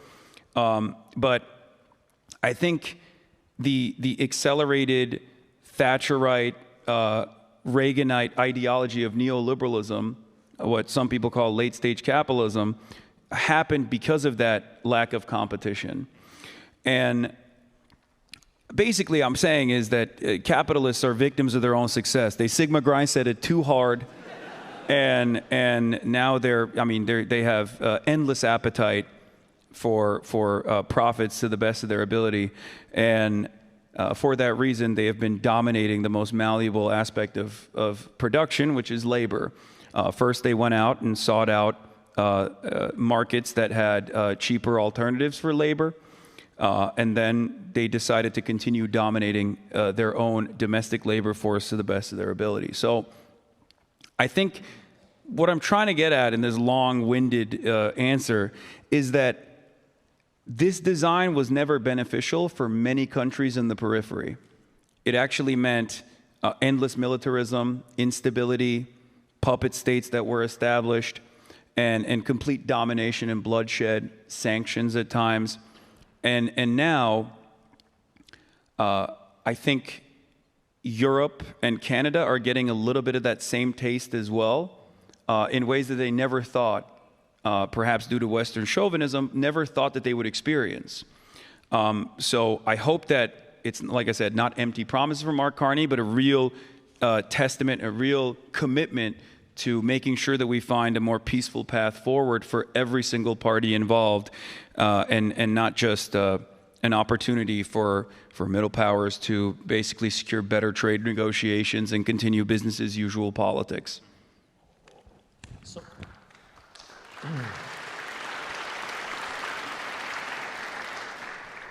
So would you say that when it comes to your position as being on the left, essentially socialist, Marxist, Marx famously said that capitalism is going to produce its own gravediggers, right? Yeah. It is already when he wrote that at the time. So when it comes to the sort of the actualization of that, do you think that it is still, do you look at it kind of similar to Marx as an inevitability, especially under these current conditions and, as you just described it? Yes and no, because I think the expansive welfare states have given a lifeline over and over again to thwart domestic instability, and it's been very effective. America has destroyed labor militancy. I promise you, it's so bad in the United States of America that we have, I think, 9% labor union participation in the overall workforce, which is 6% lower than Chile, a country that we specifically dominated because they had they made the mistake of voting for a democratic socialist. We couped them and we installed Pinochet. And it was a neoliberal testing ground. And even then, right now in modern Chile, they have a higher labor union participation in the United States of America. So it's been very effective in undermining any sort of left mobilization. And so for that reason, I think, capital owners are very effective at engaging in class warfare and have been able to delude even regular working class people into believing that they are simply not an exploited proletariat, but temporarily embarrassed millionaires and billionaires. So for that reason, I think there is still, no matter how much domination exists, there is still this attitude amongst the dispossessed masses that things are probably fine. I can go to Tim Hortons down the street and get what are they called? The little Timbits, yeah, little Timbits, or I can go to McDonald's and get a Big Mac, and there is some truth to that. I think treats play a big role in sedating the masses for sure, but conditions haven't worsened yet, I think. Conditions have not gotten to the degree that it got to during the Great Depression, for example.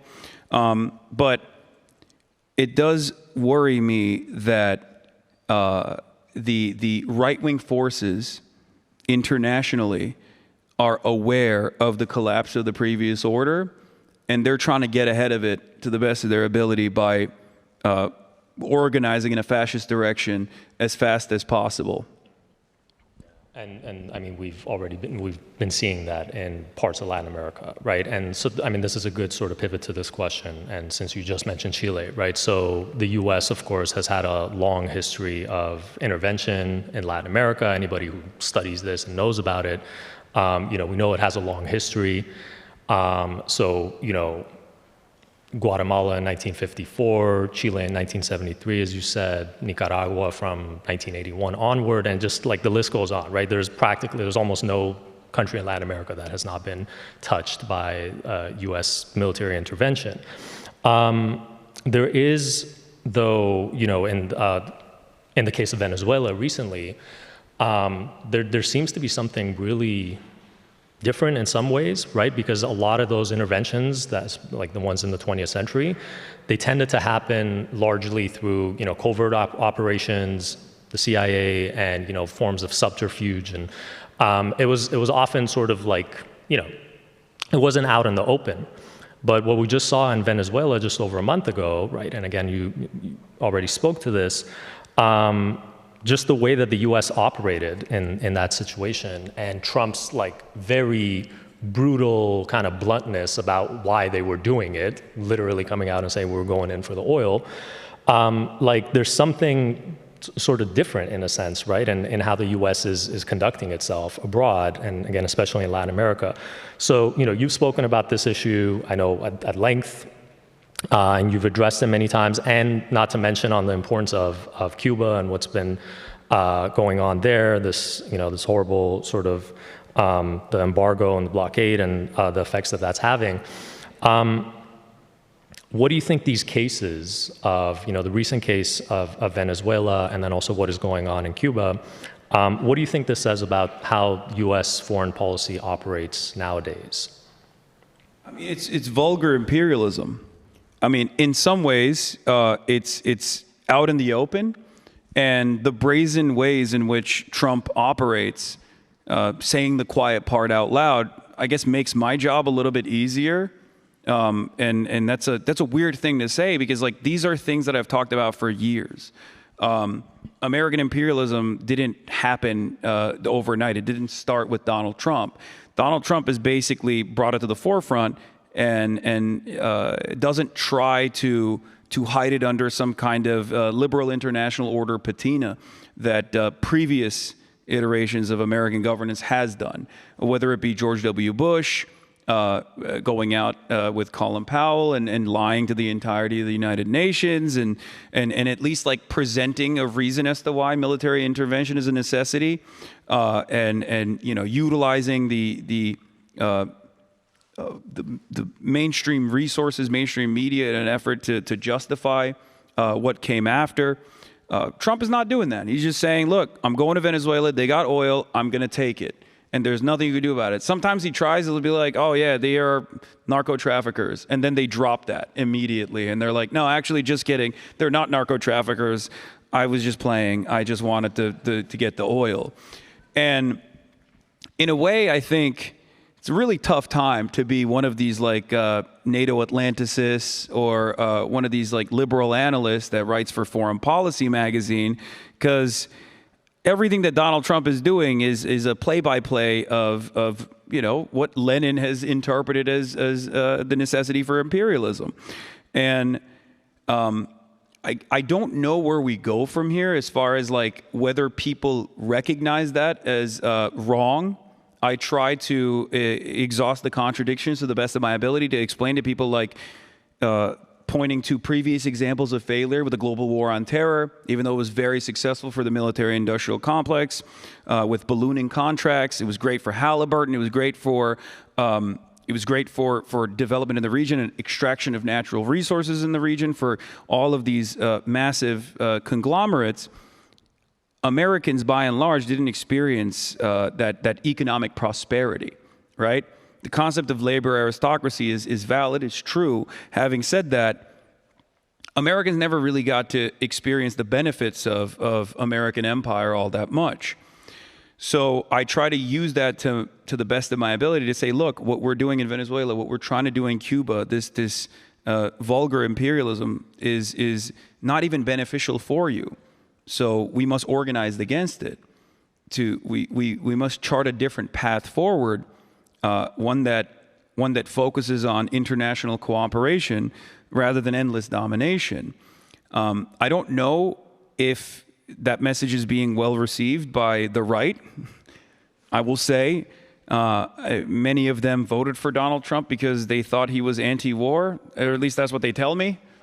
And then Donald Trump will come out and be like, we're invading Venezuela for oil. And then boom, you see the approval rating on that military action. It skyrockets on the right. They're like, oh, that's awesome. That's what I wanted, actually, all along. I really wanted Exxon to have a better quarter.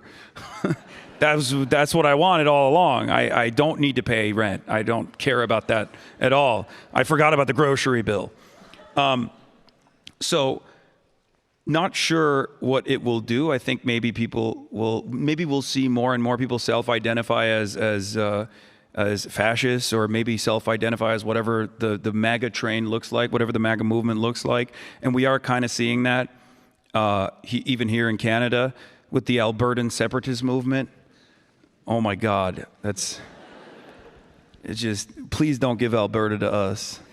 I know many of you think, because I'm sorry, Canadians are either some of the best people that come to America or the worst, and nothing in between. Okay?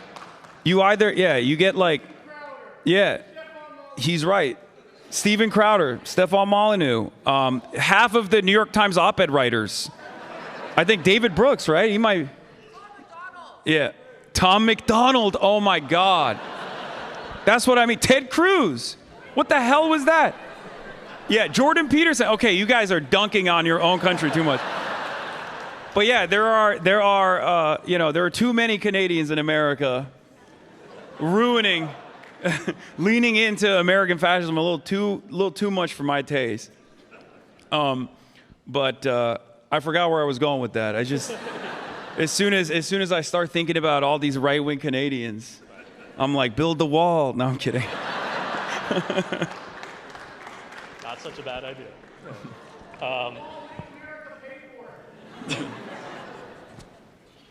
So, okay, I had a follow-up about, about Venezuela and this general criticism of the U.S., right? And that's, I think, part of like the thread that runs through all this.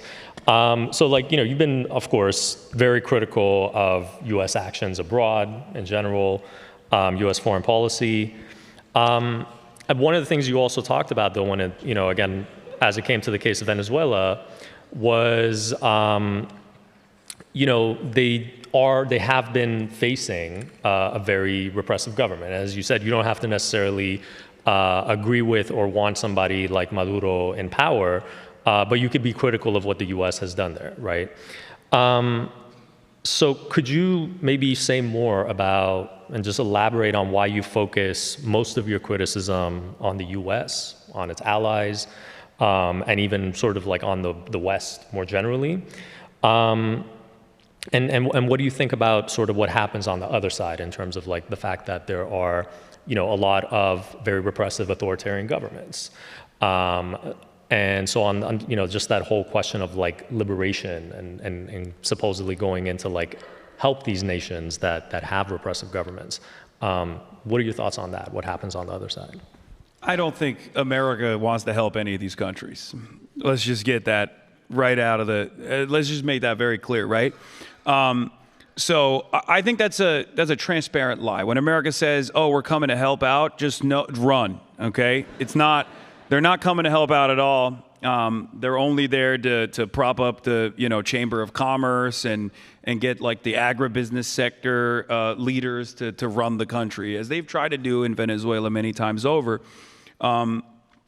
Sometimes it's sometimes is a vengeance quest. In the case of the endless destabilization in Haiti, or even in Cuba, our strangling of Cuba in its final iteration, but even in the aftermath of the successful revolution in Cuba, just punishing them because our ally that propped up sugar plantations failed, right? In this like incredibly repressive structure that existed. But as far as like repressive regimes around the world, I have a different outlook on this than the average American does, because I grew up in Turkey. And what I saw in Turkey, which is, again, a country that is the second largest military in NATO, a country that has had tremendous amounts of intervention, oftentimes overlooked by America, in an attempt to create a bulwark against the USSR and directly place missile bases in the vicinity of the USSR, in the immediate area that the USSR existed in.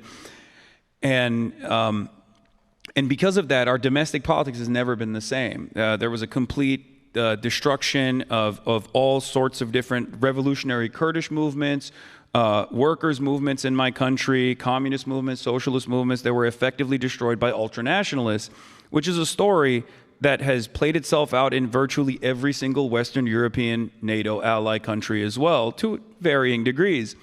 So I come from that background, and I recognize that American intervention oftentimes works with some of the most reactionary forces in the country to create some semblance of stability that is cooperative with American interests around the globe. And outside of that, though, I also recognize that when there is any additional attempt at intervention, like the coup d'etat that failed in Turkey that I wrote about for the Huffington Post, which is part of the reason why I can't go back to Turkey. They didn't like that, even though I said it was a CIA operation, which I believe it is, propped up by a CIA asset named Fethullah Gülen, who is understandably branded as a terrorist and a terrorist movement. This coup d'etat failed, and in the aftermath, there was more repression. And there was also a hardening of the otherwise the government that was falling out of favor leading up to this coup. So that's usually what many countries around the world experience. Whenever there's any sort of like direct Western instability and Western intervention, a lot of the more repressive forces come out and say, we are the only people who are truly anti-West. And in the region that we're both from, that expression is oftentimes fundamentalist, right? I think you know where I'm going with this, with the Iranian Revolution. Yeah. The justification for the repression that came after, especially like the destruction of communist movements and all of that. Before that, it was a popular revolution against Western intervention and a Western-backed puppet. And we here in the West don't have the capacity to interpret that. We don't have the capacity to analyze that. We just look at it and go, oh, those are barbaric Muslims. Those are barbaric third worldists and people from the third world. They don't understand. It's just they're too invested in Islam or something, right? And they can't comprehend that, like, for a lot of people, the wounds that they experience, the loss of life that they see, the sometimes torturous conditions that they're put through as a direct byproduct of American intervention is the reason why they lean into some of the more repressive elements in the country, because those repressive elements might be seen as liberatory. And that's my analysis whenever I talk about like more repressive forms of governance that are in the periphery outside of the security umbrella of the United States. Yeah, and I feel you on that. So when it comes to Iran, this is something that I've been thinking about a lot, and trying to articulate what is actually happening and what has happened in the latest protests, especially since early January. And there are all of these elements in those protests that have taken place recently in Iran.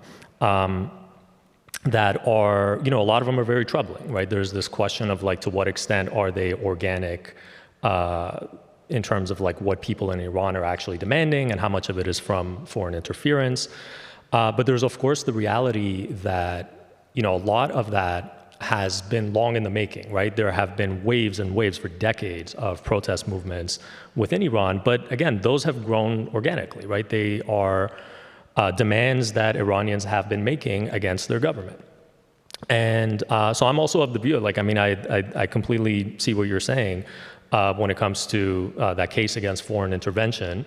We have today in the Iranian diaspora especially, there is a noticeable kind of split, right, between these pro-monarchist groups or those who at least, have come to believe that the so-called crown prince, Reza Pahlavi, who's the son of the late Shah, that he somehow represents, liberation, right? And that he's the one to chill in Maryland. That's like, I don't think he even wants to do it. I feel like Lindsey Graham went to him and was like, you got to do this. And he's like, come on. He has not had an actual real job. He knows. So one of the things that, has been, I think, really troubling about this kind of discourse has been that the people who have been sort of backing him among the diaspora, again, think that there's something like a viable alternative there, right? And that somebody like him, he's going to bring about supposedly a secular democratic Iran.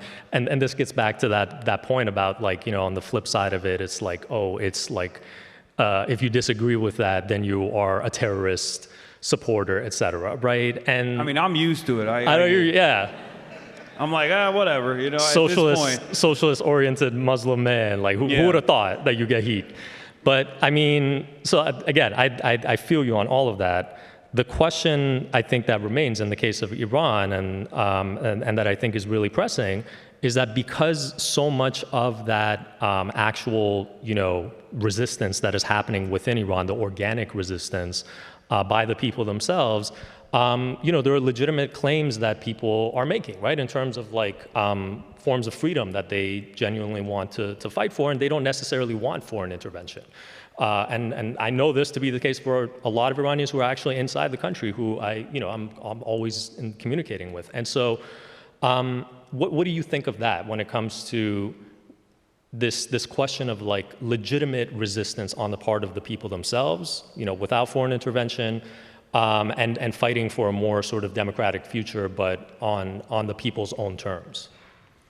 Yeah, I think American, and in the case of Iran, Israeli intervention especially, which is just basically American intervention, let's be real, ends up harming the movements, at least in terms of like the way that the majority, or not even the majority, but like a significant chunk of the population sees the legitimacy of it.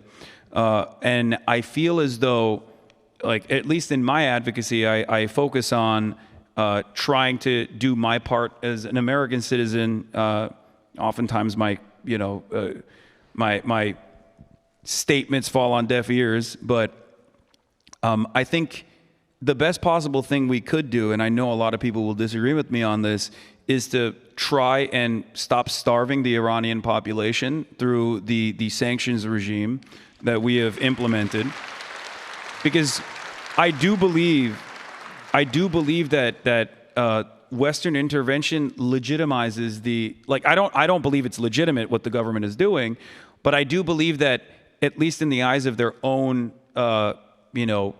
like loyalist population, which is a significant percentage, right, 20 to 30%, it legitimizes the violent actions that they take anytime. And then it's not an accident that when Mike Pompeo comes out and says, oh, like Mossad agents are in the crowd with you, of course the Ayatollah is going to use that as a talking point to say, see, we had to slaughter all these people because they're openly admitting it themselves. And I feel as though if the people had more of an opportunity to be able to organize to the best of their ability without having to suffer starvation as an impact of these sanctions, they would have a better opportunity to bring about legitimate, sovereign, secular democratic result for their own country. Maybe I'm too optimistic, but that's the only pathway that I can see, is at least judging by like my own personal interactions with Turkish people and how much they despise the country and how much they rallied around the Erdogan administration in spite of their overall hatred for the Erdogan administration when the coup happened. So I think Western intervention is often not going to yield the success that Western nations want, and it's better to allow people to have their own real revolution, especially considering that, I mean, Iranian people are very resilient and maybe sometimes not even invested in any sort of outside help, sometimes to a detriment. And I guess what I'm trying to say is that like there was a reason why the Iranian Revolution took place, and it would behoove the IRGC and the Ayatollah to remember that when dealing tremendous amounts of repression and suppression to the public, instead of listening to their demands and trying to find a more manageable solution, if that is at all possible at this point.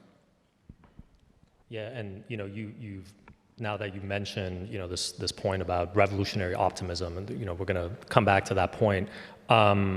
There's also, just as you were speaking, to that point about sanctions, which I think you put really well. And there's a book called How Sanctions Work by Vali Nasr and Nargis Bajogli, who I think really goes to illustrate that point about how so much of what has been happening in Iran for a very long time now is due to that pressure of sanctions and the economic hardship that has fallen on people. And I think it's great that you've also pointed to the importance of the fact that people are fighting for freedom, and this is a genuine sort of movement as well. So there's a question, and I want to also include audience questions in here.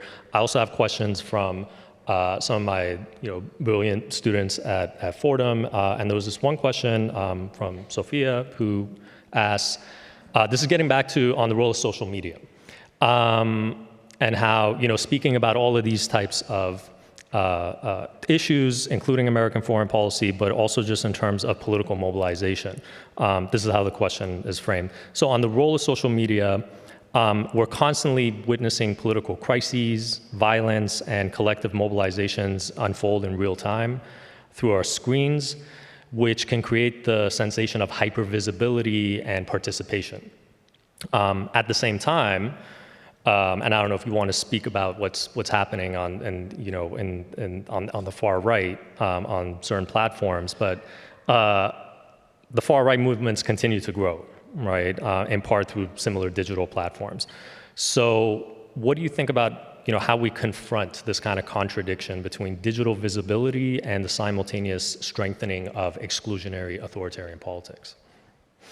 Yeah, I think the far right's mobilization on digital platforms still stems from the fact that they get a lot of financial backing and are not seen as antagonistic to the right-wing administrations. Left-wing mobilization, on the other hand, requires grassroots support and is often antagonistic to liberals, which is the only expression of major left-flank politics in the United States of America, at least. So, for that reason, I mean, any opportunity that we have as leftists, we should seize on. So I do think that the digital grounds for organizing is still good, as long as there's still a focus on meeting one another in the real world and participate in regular society. Otherwise, all you're doing is posting on the internet. And as a prolific poster myself, I recognize that it might feel good at the time, but you're not really accomplishing any serious results doing just that.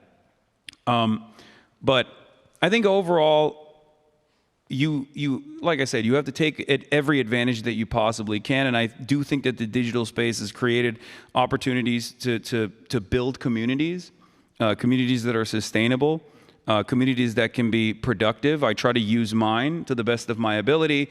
I try to urge people to organize. I try to urge people to move in the direction of labor unions and community organizing in general, and do fundraisers and try to participate to the best of our ability in both broadening people's awareness on certain injustices that are taking place, but then also directly get involved as well.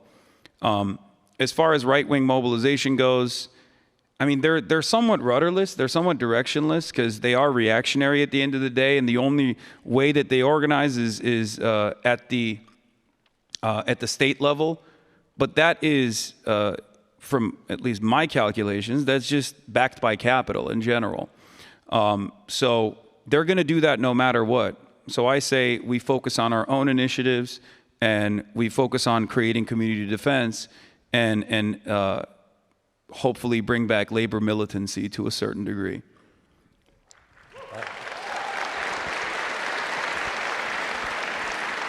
Yes. So very much that importance of, it's got to be accompanied by on-the-ground activities, right, and activism.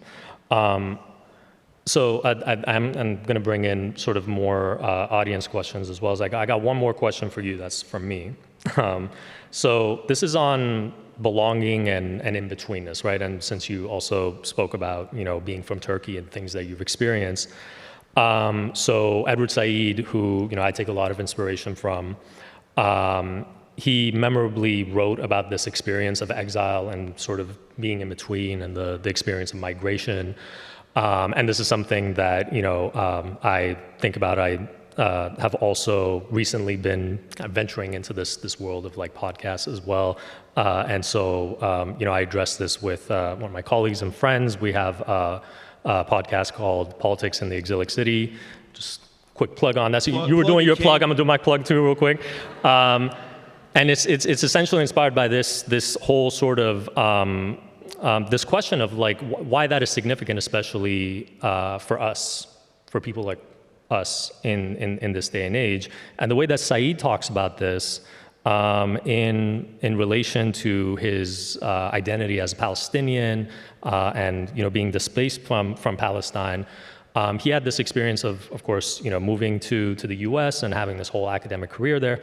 But when he made that move, right, and especially when he was in New York City, he described it in these terms. He said that belonging to both sides of the imperial divide allows you to understand them more easily, right? Both sides. And that it creates these kinds of generative possibilities for what he called a double perspective. So I'm wondering, like in your case, having made these moves, do you think in any way along those terms, between your experiences between Turkey and the U.S., would you say you think about that in similar terms? And also, how do you envision your place in the U.S. And in the world generally in the years to come? Yeah, I think, I mean, I look and sound American to a fault, right? Even though I grew up in Turkey until I was 18 years old, and that's somewhat of a product of American culture exported everywhere around the world. And I grew up, I call myself a Ameriboo, like a weeb, but for America. And I grew up being fascinated by American culture, the American dream. As many people who migrate to the West also have a similar experience. And those dreams were shattered as soon as I got the first hospital bill. I was like, this is ridiculous. That's crazy. You guys don't know that here in Canada. We yeah. Can't relate. Well, yet, unfortunately. Because you also have the same, capitalist forces that are doing their very best to implement austerity and then bring the private sector in. I'm gonna tell you right now, it's devastating. When you go down to the south, when you go past that border, is really bad. I don't need to tell you; you probably know. But anyway, my perspective is totally guided by my experience growing up in Turkey, and then living half of my life at this point in the United States of America. And I think it gives me unique insight, but I think it also helps me become a more effective communicator, because I have the capacity to, I guess, somewhat disarm the Western audiences by, talking like an American, but with a very different framework that I operate off of, especially as it pertains to what I consider to be this last bastion of American defense, which happens to be imperialism. Most people just take that for granted or don't even think about it, or are conditioned, at least in my experience, to go, oh, you don't like American military action, you're an outsider, you're an enemy. I'm very fortunate that I have a wonderful audience that has been much more open-minded than I ever thought they would be as far as hearing this perspective. Having said that, that's how I use this duality to my advantage. My experiences growing up in Turkey that allows me to develop a different understanding of being on the receiving end of American intervention, and then my experiences in America as an American citizen make it easier for me to communicate with Americans. So I had one audience question that is specifically about this, actually, which is on the differences between Democrats and Republicans in the United States. So you've often said that when it comes to, for example, coming back to the question of Gaza and Palestine, that also on questions of foreign policy, that a lot of times, Democrats and Republicans don't really seem that far apart, that there isn't like a major difference between them. Yeah. So, for people who liberals get really mad when you say that. Yeah. They get so mad, and it's like, well, okay, where's Chuck Schumer? Like, where's Hakeem Jeffries? But you got some people who, as you say, they get kind of angered by that, and then there are people who kind of like might find, they have sort of like a criticism of that, right? And this is sort of what has been popping up in some of the questions in the audience. So for people who say that kind of tends to flatten the differences, right? Or it is equating like Democrats and Republicans. Like, what's your response to that? Do you think that we should also think about what actually separates them, or do you think that it's actually necessary to frame it that way, that they're not that far apart on a lot of issues like that? Yeah, I mean, from the perspective of Hossam Shabbat, who unfortunately was assassinated by the state of Israel under the watchful gaze of the Biden administration, it doesn't make a difference whether or not Raytheon is flying the LGBTQ banner or is anti-woke, right? From the perspective of the victims, it's all the same. It's more death and more destruction. And obviously there are differences between the Democratic Party and the Republican Party, but when it comes to foreign policy, I'm not actually flattening that experience. It's just I'm looking at it from the experience of the recipient, the victims of empire. And from their perspective, there doesn't seem to be a lot of difference. Otherwise, I'd ask the people in Yemen if it felt different when Obama was bombing them, as opposed to Donald Trump bombing them, as opposed to Biden bombing them, as opposed to Trump bombing them again, right? It makes no difference to them whether it's a Democrat or a Republican, because every president has to bomb Yemen. I think. I don't know if it's in the Constitution or not, but that's just what they've been doing so far, and that's basically what it is. I think a lot of Americans don't want to recognize that, and they also don't want to understand that what I want is a real anti-imperialist party. So when I communicate that to my electeds, when I talk about this with people who are consulting for the Democratic Party, when I talk to politicians both on camera and off camera, this is what I try to communicate to them, that if you want people to see that you are different, that you're charting a different path, then you have to communicate that. You can't be shy about saying it out loud. And I think that having demonstrating this moral backbone will be beneficial down the line, even from an electoral perspective. We've seen that now with the tide shift that took place on Gaza. I think before October 7, you would get punished if you actually were outspoken about the plight of Palestinians. And now, if you dare to say that you're pro-Israel, at least on the Democratic Party side, a lot of people are going to yell at you and might not even vote for you. I mean, we're seeing as the midterms are coming up, we're seeing this be a major point of contention, a way to show that you're earnest, show that you're different from other politicians. Many people in the primaries are positioning themselves as being anti-Israel. So there's electoral benefit as well. Not only is it the morally correct position, but it's also an electorally beneficial position too. So I try to stress that to the best of my ability, and hope that maybe one of these two major parties will truly present an anti-imperialist path forward, one that recognizes the dignity and sovereignty of nations and doesn't see them as simple collateral damage in our endless profit seeking. Right. Yes, sir. Yeah. So, I mean, this is a very related question that's popped up a lot in the audience questions. So, at the level of institutions, when it comes to countering those kinds of things, do you think that universities generally should be looking more at divestment? So, for example, UBC, other universities. Absolutely. Yes. You're going to get in trouble. Yes, of course. I'm a massive advocate for boycotts, divestments, and sanctions on the state of Israel. 100%.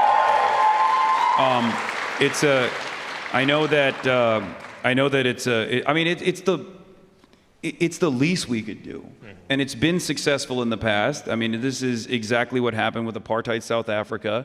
And unfortunately, apartheid South Africa's close ally, apartheid Israel, recognized how devastating that was for South Africa. So they took the initiative to make sure that it doesn't work in the Western world. But absolutely, I think profiteering off of these war crimes is morally unconscionable.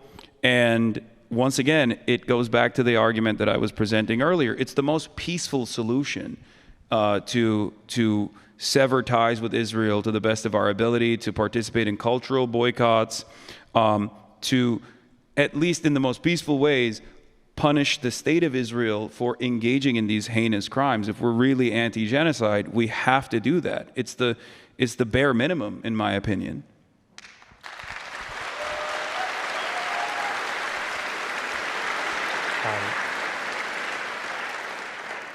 So this is kind of, again, it's going to lead us to thinking about the question of real, genuine things that could be done for the betterment of the world and of those who suffer under these kinds of conditions. One of the things that tends to predominate in a lot of ways these days is the question of doomerism, right? That so many people find it really difficult to maintain a sense of hope in the face of everything that is happening around us. So how do you think, and then we'll kind of approach the question one more time in a different way after this too, but generally, how do you think we deal with doomerism? Solidarity.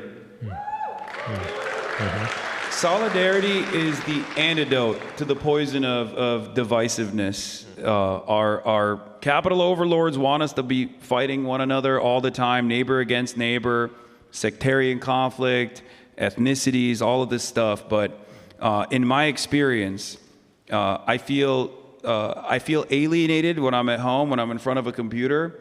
But in my experience, going all around the world, participating in protests, tasting the tear gas and pepper spray of French police and American police and, police of all different backgrounds, I can tell you that when you're in that crowd with like-minded individuals who are singularly focused, who recognize right from wrong, solidarity is the closest expression to love that I have ever felt with my fellow man, no matter where I go.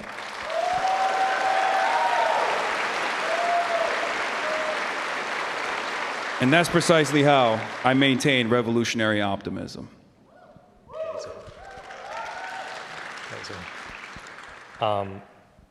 So, the last question I want to ask you is to really delve into the the meaning and the ways to actualize that kind of revolutionary optimism, right? And what it means to you. And I know that you have spoken about this, very, very powerfully in sort of speeches that you've given.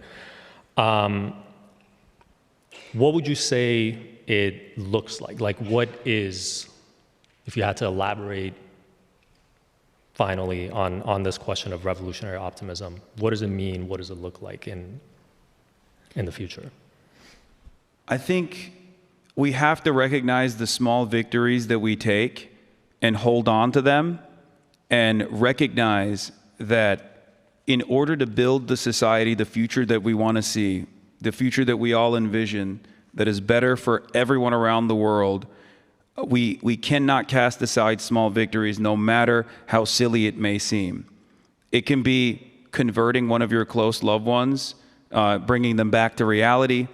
It can be receiving a better contract at the end of a strike, work stoppage, or it could be participating in activism.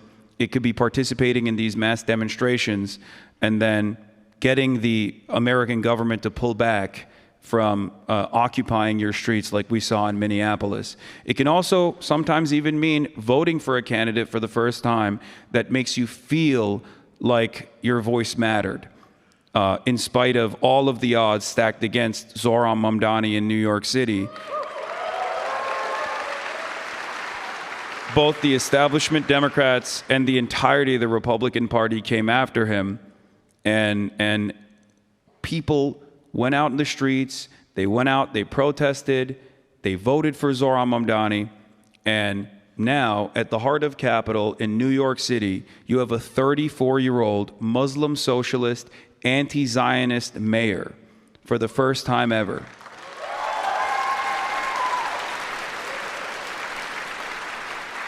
So while things feel hopeless overall, I hold on to moments like that and remind myself that there are more of us than there are of them. There are more of us out here that recognize right from wrong than there are of those who seek to divide us.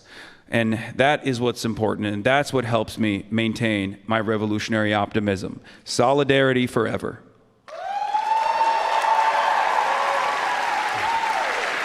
Beautifully said. Beautifully said. Thank you. Thank you. This was fantastic. All right. Thank you so much. Thank you. Right. Are we getting him? Thank you for coming, guys.